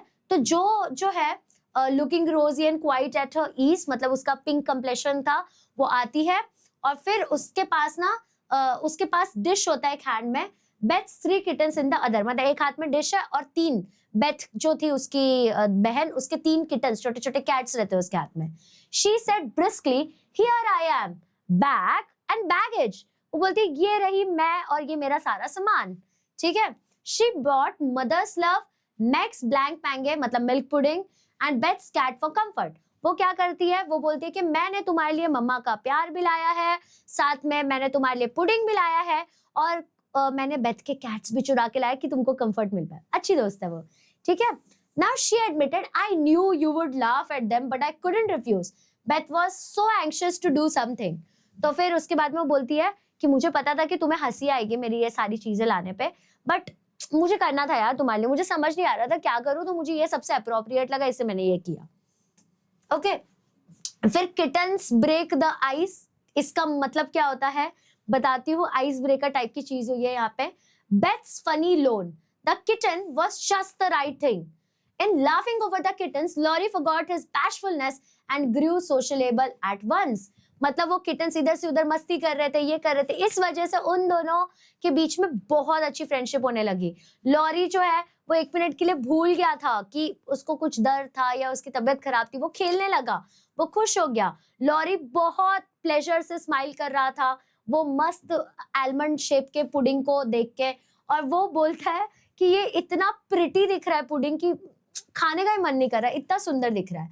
फिर जो ब्लैक मैग्ने है वो सराउंडेड था एक गार्लैंड के साथ, मतलब एक छोटे से माले के साथ, मतलब ऐसे सराउंडेड था, किसके, तो लीव्स और स्कारलेट फ्लावर्स के, जो कि एमी के ग्रेनेडियम से लाया हुआ था, ठीक है।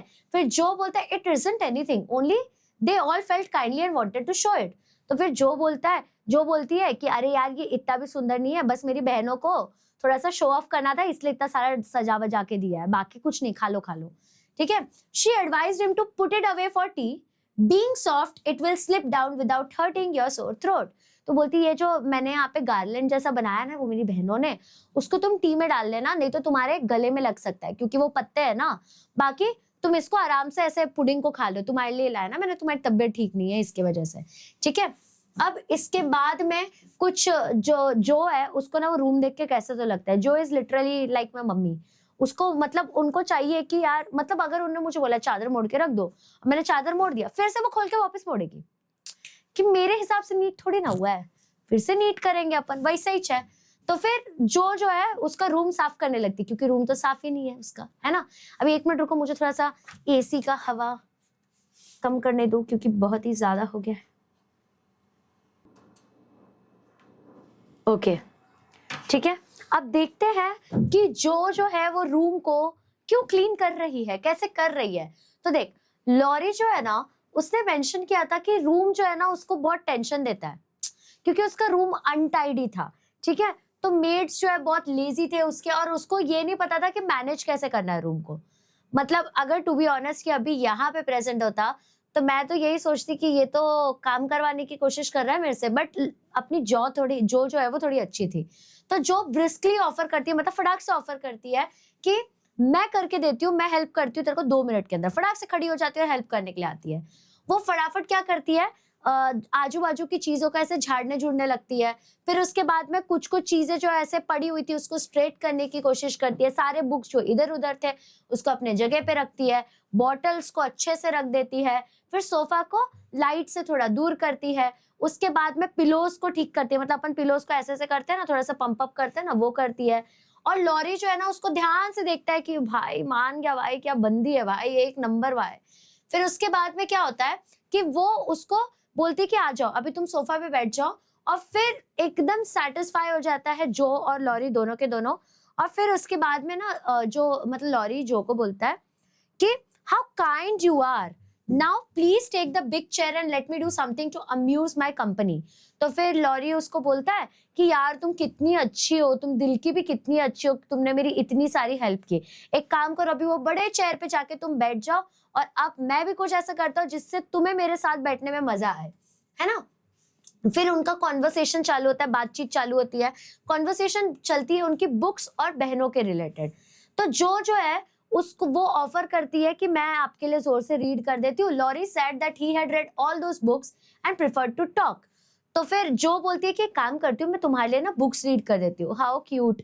तो लॉरी बोलता है यार मैंने ये सारे बुक पढ़ रखे, इससे अच्छा तो मैं बात करना चाहूंगा।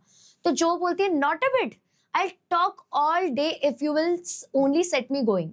तो उसने बोला पक्का, बिल्कुल रीडिंग नहीं करनी है, अच्छा है, मुझे तो वैसे भी बात करना बहुत पसंद है, अब मैं पूरे दिन से बात करूंगी, ठीक है। Laurie asked about Beth, is Beth the rosy one who stays at home and something goes out with a little basket. तो लॉरी ना बेथ को पूछते हैं, मतलब बेथ के बारे में वो पूछता है कि बेथ वही है क्या जिसका फेस थोड़ा सा पिंकिश पिंकिश है, रोजी रोजी है, पूरा टाइम घर पे ही रहती है और छोटे छोटे बास्केट के साथ बाहर जाती है। तो जो बोलती है यस वही बेथ है, she is my girl and a regular good one she is. उसने बोला कि वो मेरी है, मेरी बहन है, बहुत अच्छी लड़की है वो हमेशा सबकी हेल्प करती है। लॉरी बोलती है द प्रिटी वन, लॉरी बोलता है the pretty one is Meg and the curly head one is Amy I believe. तो लॉरी बोलता है कि वो जो सबसे सुंदर है ना उसका नाम मैग है ना, और जिसके कर्ली हेयर है उसका नाम एमी है, राइट। तो फिर जो सुन के सरप्राइज हो जाती है और बोलती है how did you find out, तुम्हें कैसे पता चला ये सब चीजें, ठीक है, ये सब नाम कैसे पता चला। वो शॉक हो जाती है इस बात पे। फिर उसके बाद में लॉरी जो है ना वो कन्फेस करता है कि watching the March family, basically वो सब चीजों को ध्यान से स्टॉक वॉक कर रहा था, टिपिकल बिहेवियर। तो लॉरी जो है ना Laurie coloured up, blushed but answered frankly. Laurie जो है ना थोड़ा सा ब्लश करने लगता है कि अरे यार मैं क्या बोलूं, मैं तो पकड़ा गया, ऊप्स। बट वो कन्फेस करता है ओपनली, वो बोलता है I often hear you calling to one another. उसने बोला कि मैं सुनता रहता हूँ तुम एक दूसरे को बुलाते रहते हो। When I am alone up here I can't help looking over at your house, you always seem to be having such good times. उसने बोला जब मैं यहाँ पे अकेला रहता हूँ ना मैं खुद को रोक नहीं पाता और मेरा ध्यान वहां चला ही जाता है, क्योंकि तुम लोग इतने इंटरेस्टिंग हो, इतनी मस्त चटपटी बातें करते रहते हो, हमेशा तुम लोग खुशी रहते हो, इसलिए। Sometimes you forgot to put down the curtain at the window where the flowers are. तो उसने बोला कि कभी कभी तो तुम कर्टन्स भी डालना भूल जाते हो। तो when the lamps are lighted, it's like looking at a picture, the fire, and you'll all around the table with your mother. उसने बोला कभी कभी कर्टन्स भी बंद नहीं रहते, पूरा खुला है, और लैंप जो है वो जलता है, लैंप लाइट करता है, तो ऐसा लगता है जैसे कि एक सुंदर सा पिक्चर है जहाँ पे लैंप भी जल रहा है और मम्मी के आजू बाजू हो तुम लोग, ठीक है। हर face is right opposite and it looks so sweet behind the flowers, I can't help but watching it. उसने बोला कि मैग इतनी प्रिटी है कि उसका फेस ऐसे वहां पे प्रेजेंट रहता है, तो I can't help but watching it, दिख जाती है वो। Then quietly, I haven't got any mother you know and पोक the fire to hide his emotion. फिर उसके बाद में ना ऐसे वहां पे फायर मतलब कैंडल जला हुआ था, क्योंकि लाइट वाइट तो थी नहीं तभी, तो ना वो फायर को ऐसे ऐसे करते हुए, अपन करते ना आग में ऐसे हाथ डालना, ऐसे ऐसे करते हुए वो बोलता है तुम्हें पता है मेरी कोई मम्मी नहीं है।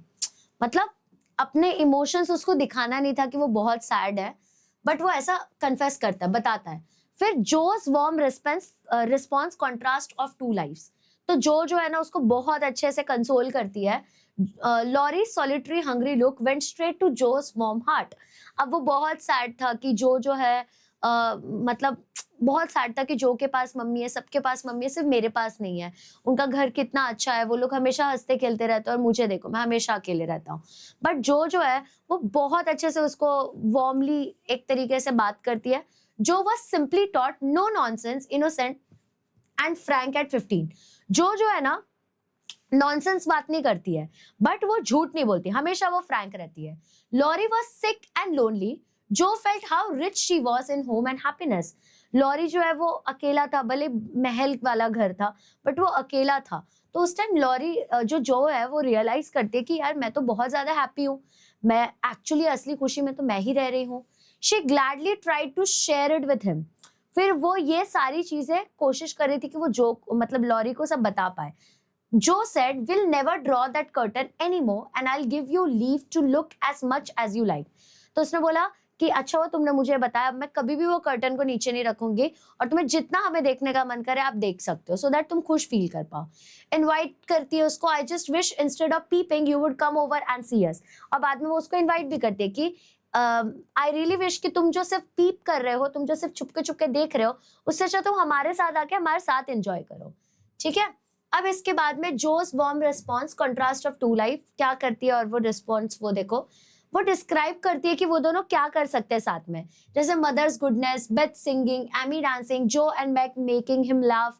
तो वो सब बताती है कि मेरी मम्मी जो है वो तुमको भी बहुत प्यार करेगी, बेथ जो है वो गाना गाएगी, एमी जो है वो डांस करेगी, जो और मैक जो है वो हंसाएंगे, हम दोनों मिलके तुमको हंसाएंगे।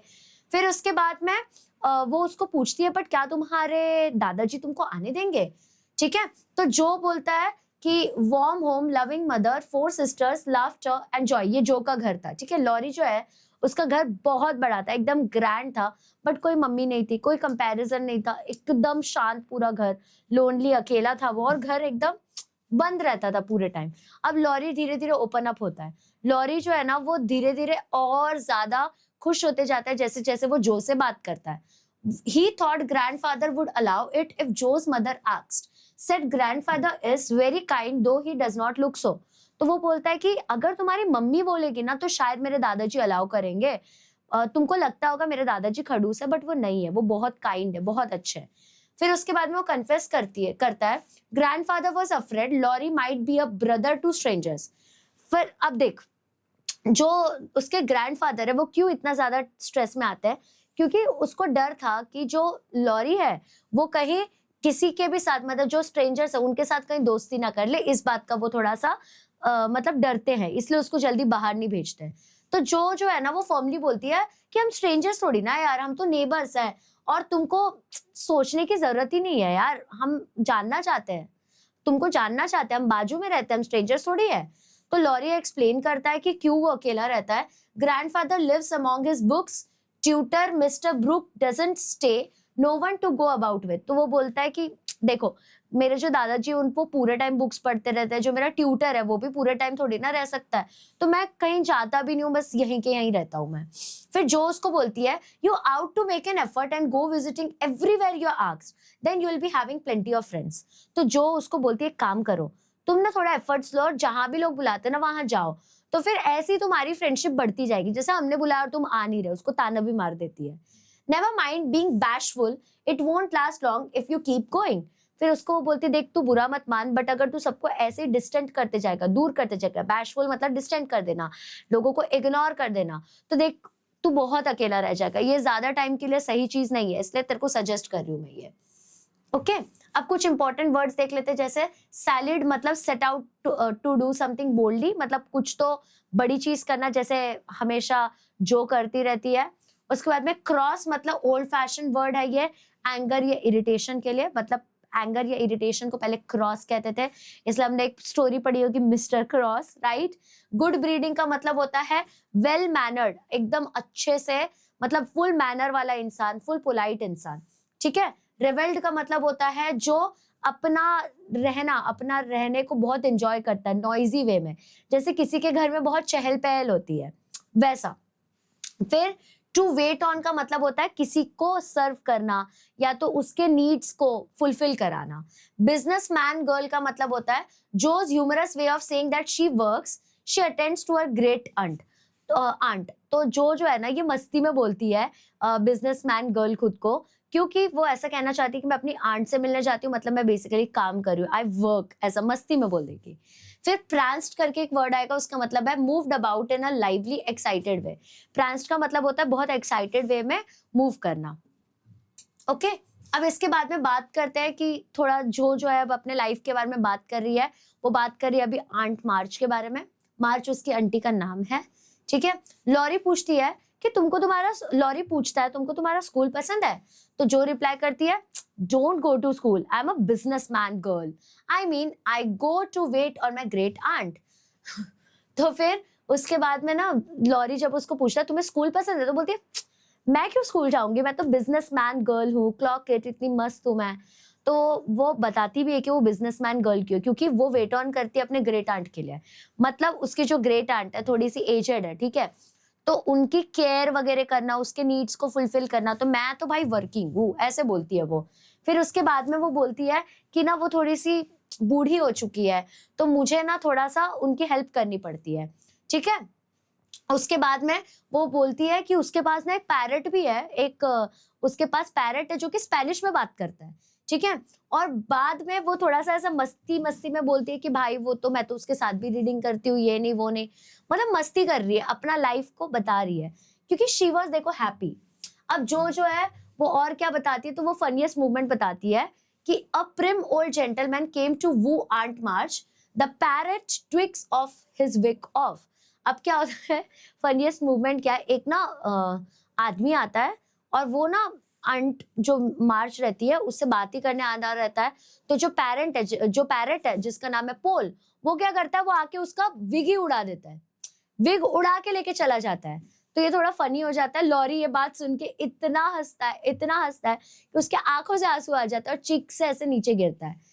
A maid popped her head in to see what the matter was. फिर वो इतने जोर जोर से हंस रहे थे, तो एक नौकरानी आती है अंदर और ऐसे अंदर झांक के देखती है, पॉप्ड मतलब झांक के देखना, और वो ये देखना चाहती है कि चल क्या रहा है एग्जैक्टली, कुछ तो गड़बड़ है, ये देखना चाहती थी वो। अब उसके बाद में धीरे धीरे उनका कॉन्वर्सेशन और गहरा होते गया, अब बुक्स और फैमिली के बारे में बात चल रही है, तो लॉरी उसको बोलता है oh does that does mean no end of good, tell on please. तो फिर वो बोलता है कि ओ मुझे और भी बताओ और क्या क्या हुआ है। तो जो उसको बताती है कि वो लोग क्या क्या खेलते हैं, उनके क्या क्या प्लान्स है। फिर वो लोग बोलते हैं कि वो थोड़ा सा अपने फादर से डरते भी है क्योंकि वो वॉर पे, बट हम चाहते हैं कि वो आ भी जाए सेफली, ठीक है। The little world in which the sisters lived, और वो अपने छोटे से वर्ल्ड के बारे में बात करते हैं कि कैसे उसकी सिस्टर सबसे इंपॉर्टेंट है। अब देखो हमारे संसार में इतनी सारी गैलेक्सीज है, उसमें से मिल्की वे एक छोटा सा पार्ट है, मिल्की वे में भी सोलर सिस्टम और छोटा पार्ट है, सोलर सिस्टम में हम एक छोटा सा प्लैनेट है जिसके अंदर हम एक छोटे से जगह पे रहते हैं। बट जो इस तरीके से बात कर रही थी जैसे उसका वर्ल्ड उन चारों सिस्टर्स के ही अराउंड था, ठीक है। The little then they got talking about books, उसके बाद में वो लोग बुक्स के बारे में बात करने लगे। Jo was delighted to find Laurie loved books as much as she did, तो जो को बहुत खुशी होती कि वाह यार लॉरी को भी मेरे जितना ही बुक पढ़ना पसंद है। फिर उसके बाद में वो इस बात से भी खुश होती कि यार इसने तो मेरे से भी ज्यादा बुक्स पढ़ रखे हैं। फिर लॉरी उसको इनवाइट करता है, if you like them so much come down and see ours, grandfather is out so you can come. तो लॉरी उसको बोलता है तुम्हें इतने बुक्स पसंद है, एक काम करो नीचे चलो, मैं तुमको मेरे बुक्स का पूरा कलेक्शन दिखाता हूँ, वैसे भी दादाजी बाहर गए हैं तो तुम आके देख सकती हो, ठीक है। उसके बाद में वहां पे मतलब ऐसे बताते हैं कि भाई उसने तो मेरे से भी ज्यादा पढ़ रखा है, ठीक है। तो ग्रैंडफादर बाहर है तो डरना नहीं है, ठीक है। फिर उसके बाद में जो बोलती है, एक मिनट, मैं किसी से नहीं डरती। तुम्हें ऐसा क्यों लगा कि ग्रैंडफादर से मैं डरती रहूंगी? ना, मैं किसी से नहीं डरती। मतलब ठीक है, अगर आ भी गए तो क्या ही हो जाएगा, मतलब बैडी है, फुल बैडी। ठीक है, अब कुछ इंपॉर्टेंट वर्ड्स देख लो, जैसे हॉलो चेयर्स, हॉलो मतलब खोखले। तो यहाँ पे वो स्लीपी वाले चेयर्स होते हैं ना, जो ऐसे ऐसे मूव होते हैं, वो वाले चेयर्स। उसके बाद आ जाएगा प्रैंस्ड। प्रैंस्ड मतलब जब हम लोग बहुत एक्साइटमेंट से या हैप्पी एनर्जी से कुछ काम करते हैं, उसको प्रैंस्ड कहते हैं। विकेड का मतलब होता है मिशीवियस। मिशीवियस मतलब इविल नहीं होता, ये मतलब ऐसा होता है ना कि जो बहुत मस्तीखोर होता है, उसको भी विकेड कहते हैं। कंपोजिंग हरसेल्फ का मतलब खुद को काम डाउन करवाना। ऑब्लिज्ड का मतलब होता है ग्रेटफुल या थैंक्स। हम ऐसे बोलते हैं, I am obliged to you, मतलब I am thankful to you. ठीक है, ग्रफ का मतलब होता है रफ और स्टर्न, मतलब ऐसे गुस्से में बात करना। ठीक है, ट्रिफल का मतलब होता है एकदम थोड़ा सा, अ लिटिल बिट। और समर लाइक का मतलब होता है वार्म प्लेजेंट एटमॉस्फेयर। उन लोगों के लिए समर इज वार्म एटमॉस्फेयर, हम लोगों के लिए समर इज एकदम हालत और फील्डिंग सेट दोनों साथ में हो जाती है उसमें हमारी। ठीक है, इसके बाद में अब लाइब्रेरी के बारे में बात चल रही है, उनकी सेटअप लाइब्रेरी पे आ चुकी है। अब जो एटमॉस्फेयर है ना पूरे के पूरे हाउस का, वो समर लाइक एटमॉस्फेयर था, मतलब हल्का हल्का वार्म था, प्लेजेंट एटमॉस्फेयर था। फिर लॉरी जो है ना, जो को एक रूम से दूसरे रूम लेके जा रहा है, और फिर वो उसको हर चीज बता रहा है। मान लो जो ऐसे देख रही, बोली अरे ये क्या है, तो वो उसको उसके बारे में एक्सप्लेन भी करे जा रहा है, वेरी क्यूट।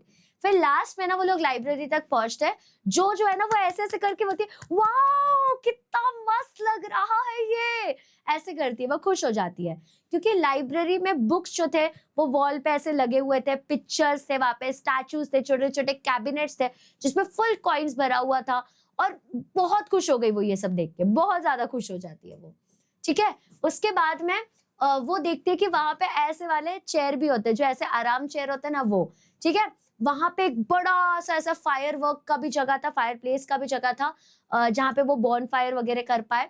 और फिर उसके बाद में वो जाके एक चेयर के ऊपर बैठ जाती है और बोलती है, वाह क्या आराम है यार, क्या रिचनेस है यार। फिर बाद में वो बोलती है, Theodore Laurence, you out to be the happiest boy in the world. वो उसका पूरा नाम ऐसे बैठ जाती है चेयर पे और बोलती है, थियोडर लॉरेंस, तुम तो इस दुनिया के सबसे लकी इंसान हो।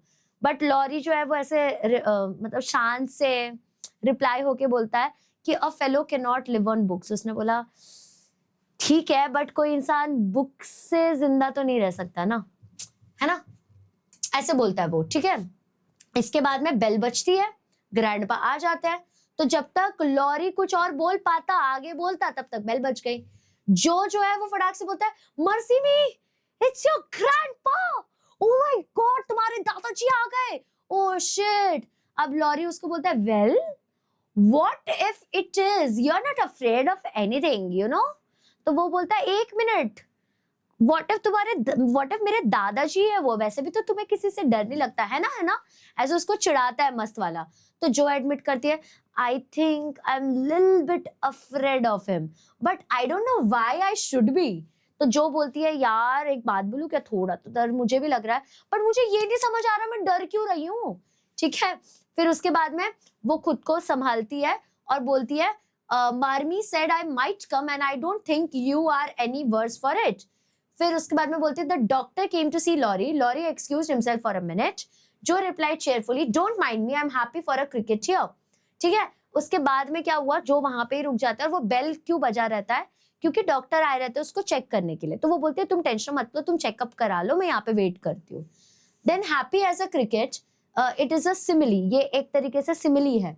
मतलब मैं क्या बोल रही हूँ, जैसे तुमने देखा है क्या, क्रिकेट जो है ना, एक ये रहता है, व्हाट डू यू से, एक कीड़ा होता है जो आवाज करता रहता है, रात के टाइम पे आवाज करता है, तो वो बहुत ऐसा उड़ता फुड़ता रहता है, तुमने देखा होगा क्रिकेट को।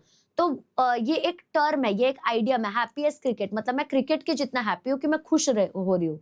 ठीक है, मतलब हैप्पीनेस को एक चर्पिंग क्रिकेट से कंपेयर करना, एज यूज हो गया ना, मतलब it is a simile.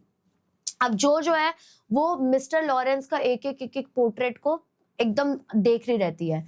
So while Laurie was away, Jo amused herself in her own way, जब लॉरी चला गया था क्योंकि डॉक्टर उसका चेकअप कर रहे थे, वो खुद से ही मजे में थी, मजा ही आ गया था उसको।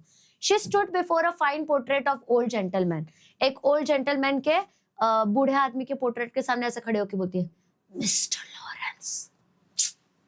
ठीक है। उसके बाद में वो बोलती है कि उसको लगा कि वो अकेली है वहां पे, तो वो जोर से बोलती है I am sure now that I shouldn't be afraid of him, ऐसे करके बोलती है। फिर बोलती है he has got kind eyes दो हिज माउथ इज ग्रिम।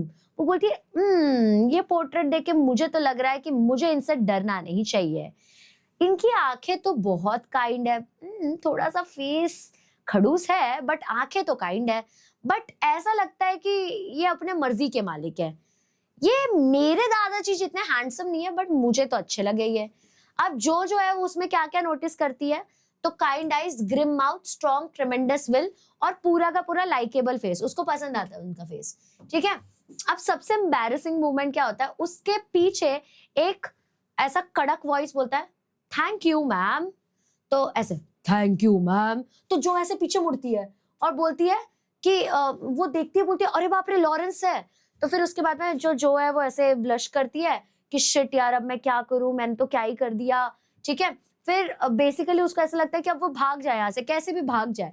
ठीक है। बट वो एक बार फिर से सेकेंड लुक लेती है और फिर बोलती है the living eyes were kinder than even the painted ones. वो सेकेंड लुक लेती है और बोलती है कि आपकी आंखें तो पेंटिंग से भी ज्यादा काइंड है।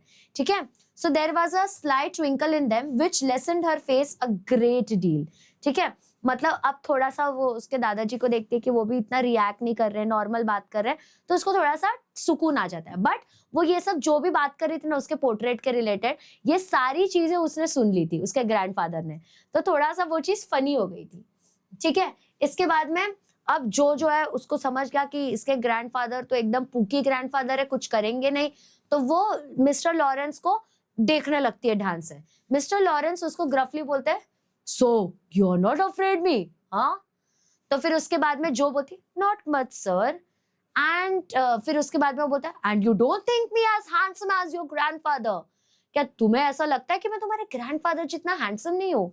तो जो बोलती है नॉट क्वाइट सर, मुझे नहीं लगता। फिर उसके बाद में बोलता है and I have got a ट्रेमेंडस will, have I. तो जो बोलती है I only said I thought so, मुझे ऐसा लगा कि मैं आप मर्जी के मालिक हो, मुझे थोड़ी ना पता था, but you like me in spite of it. तो फिर वो बोलती है बट फिर भी तुम्हें मैं अच्छा लगा है ना। तो जो बोलती है यस आई डू सर। ठीक है। मतलब ये बोल्डली आंसर कर रही है। ठीक है। अब इसके बाद में उसके दादाजी को थोड़ा ये सुन के अच्छा लगता है, थोड़ा सा हंसते हैं वो, और वो उसके साथ ऐसे हाथ मिलाते हैं। ठीक है। फिर उसके बाद में वो अपना फिंगर उसके चिन के नीचे रखते हैं और ऐसे ऐसे करके फेस देखते हैं उसका। अपन ऐसे करते हैं ना, ऐसे ऐसे करके फेस देखना, वैसे देखते हैं। ठीक है। फिर वो एक नॉड के साथ बोलते हैं you have got grandfather spirit if you haven't his face.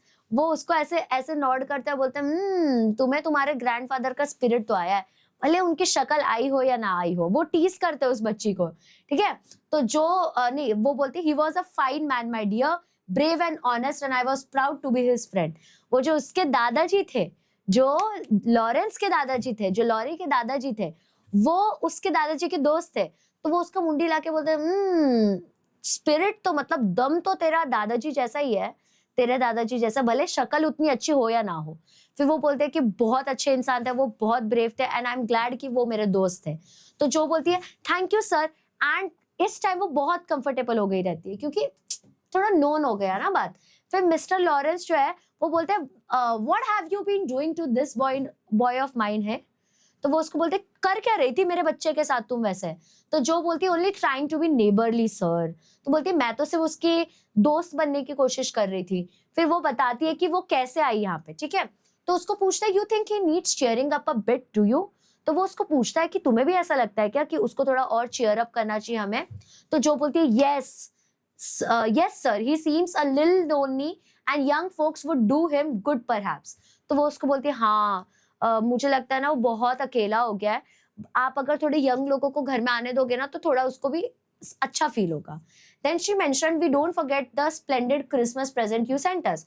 फिर वो बोलती है बट आपने, आपको एक बात बोलो, आपने वो जो प्रिंसेस क्रिसमस का गिफ्ट हमको भेजा था ना वो हम कभी नहीं भूल सकते, बहुत प्यारा था वो। तो लॉरेंस बोलते हैं that was the boy affair, that was the boys affair, ऐसे ऐसे।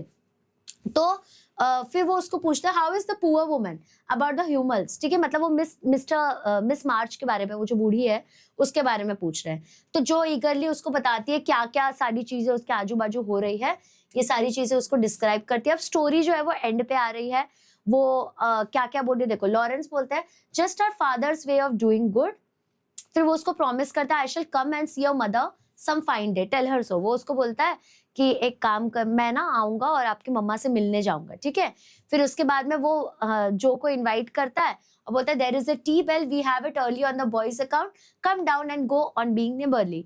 वो बोलता है कि वहां पे एक टी बेल है, तुम उसको रिंग करके अंदर आ सकते हो, ठीक है। तो जो बोलती है if you would like to have me sir, मतलब वो मस्ती करे, बोलती है अगर आपको चाहिए मैं आऊं तो ही मैं आऊंगी, ऐसे नहीं आऊंगी मैं।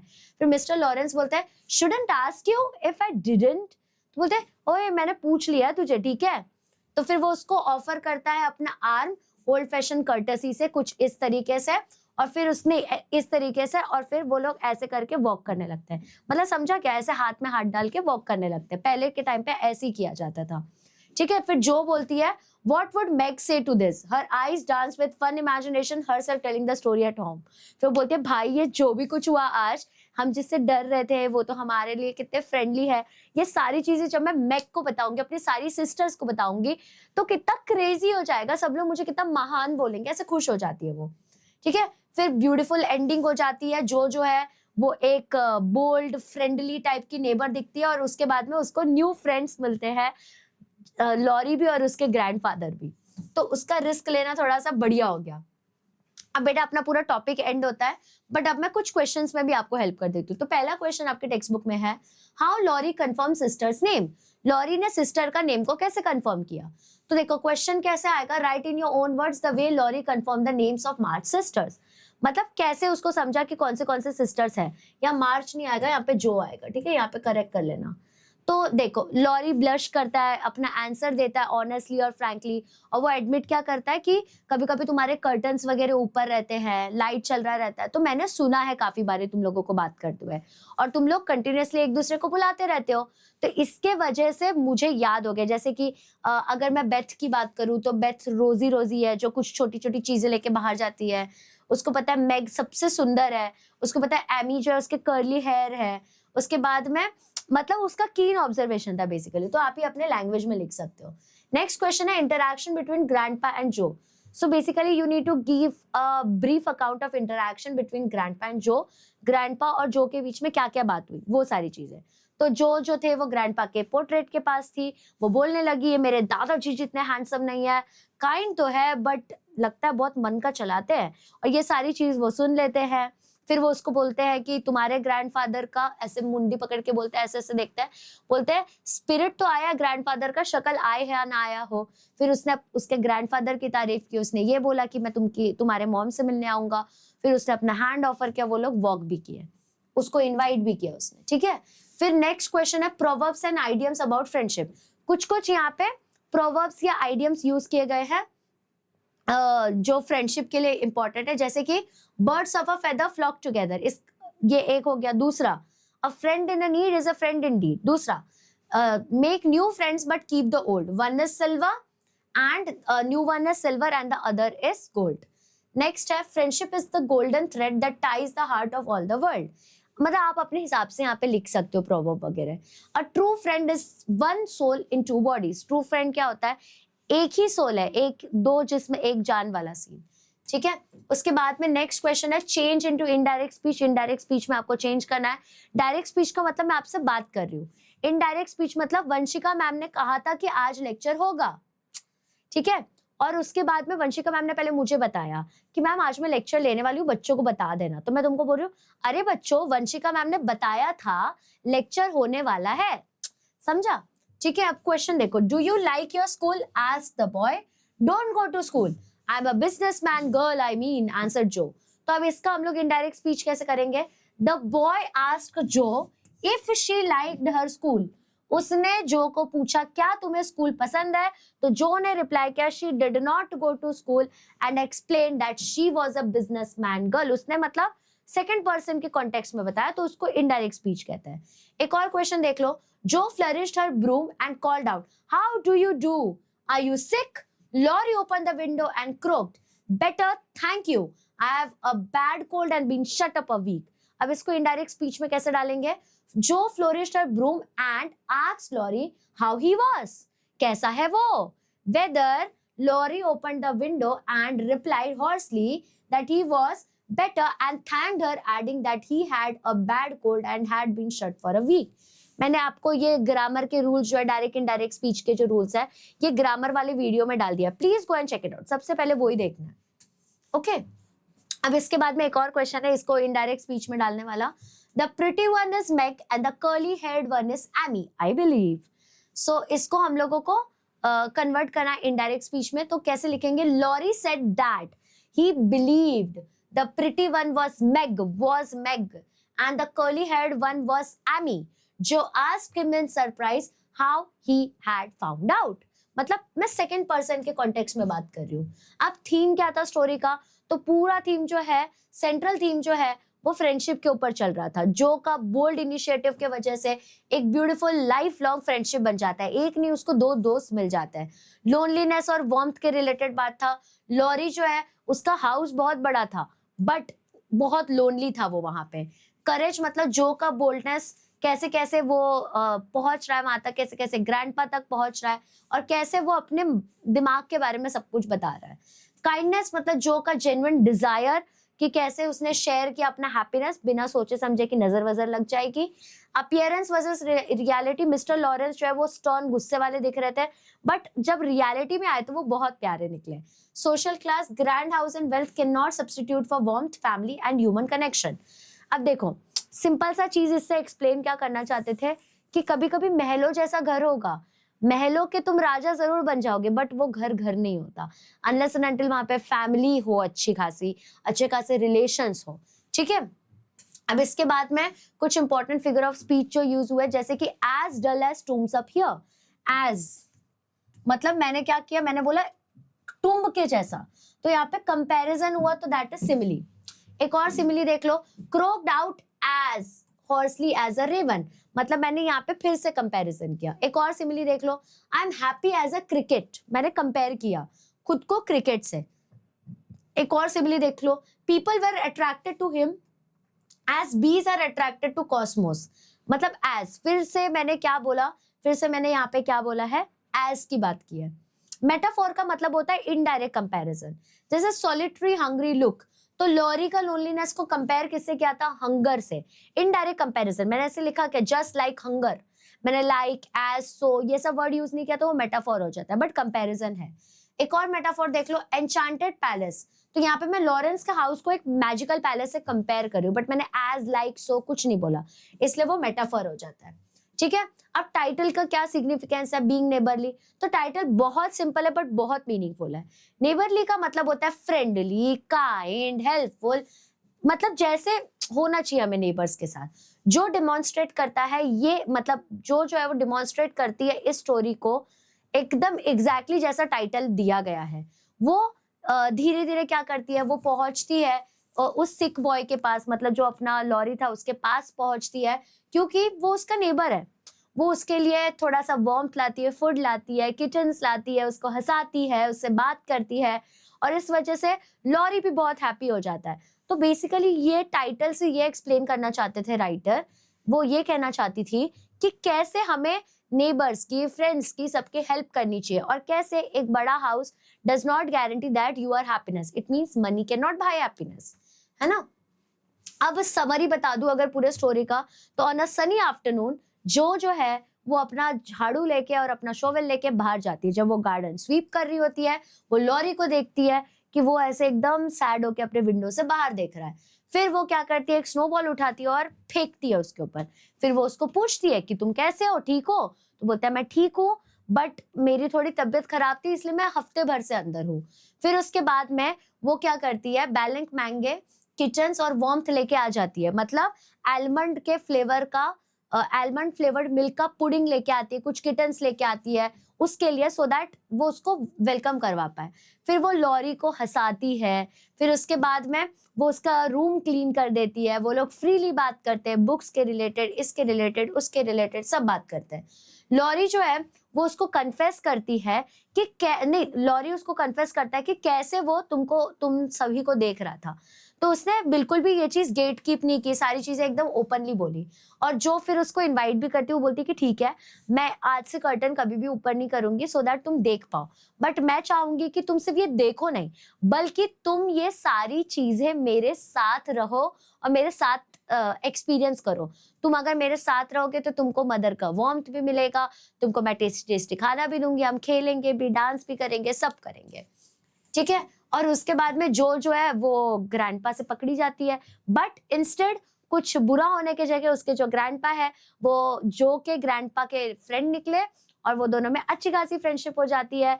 और ग्रैंडफादर उसको इनवाइट करते हैं, वो भी बोलते हैं मैं तुम्हारे घर आऊंगा।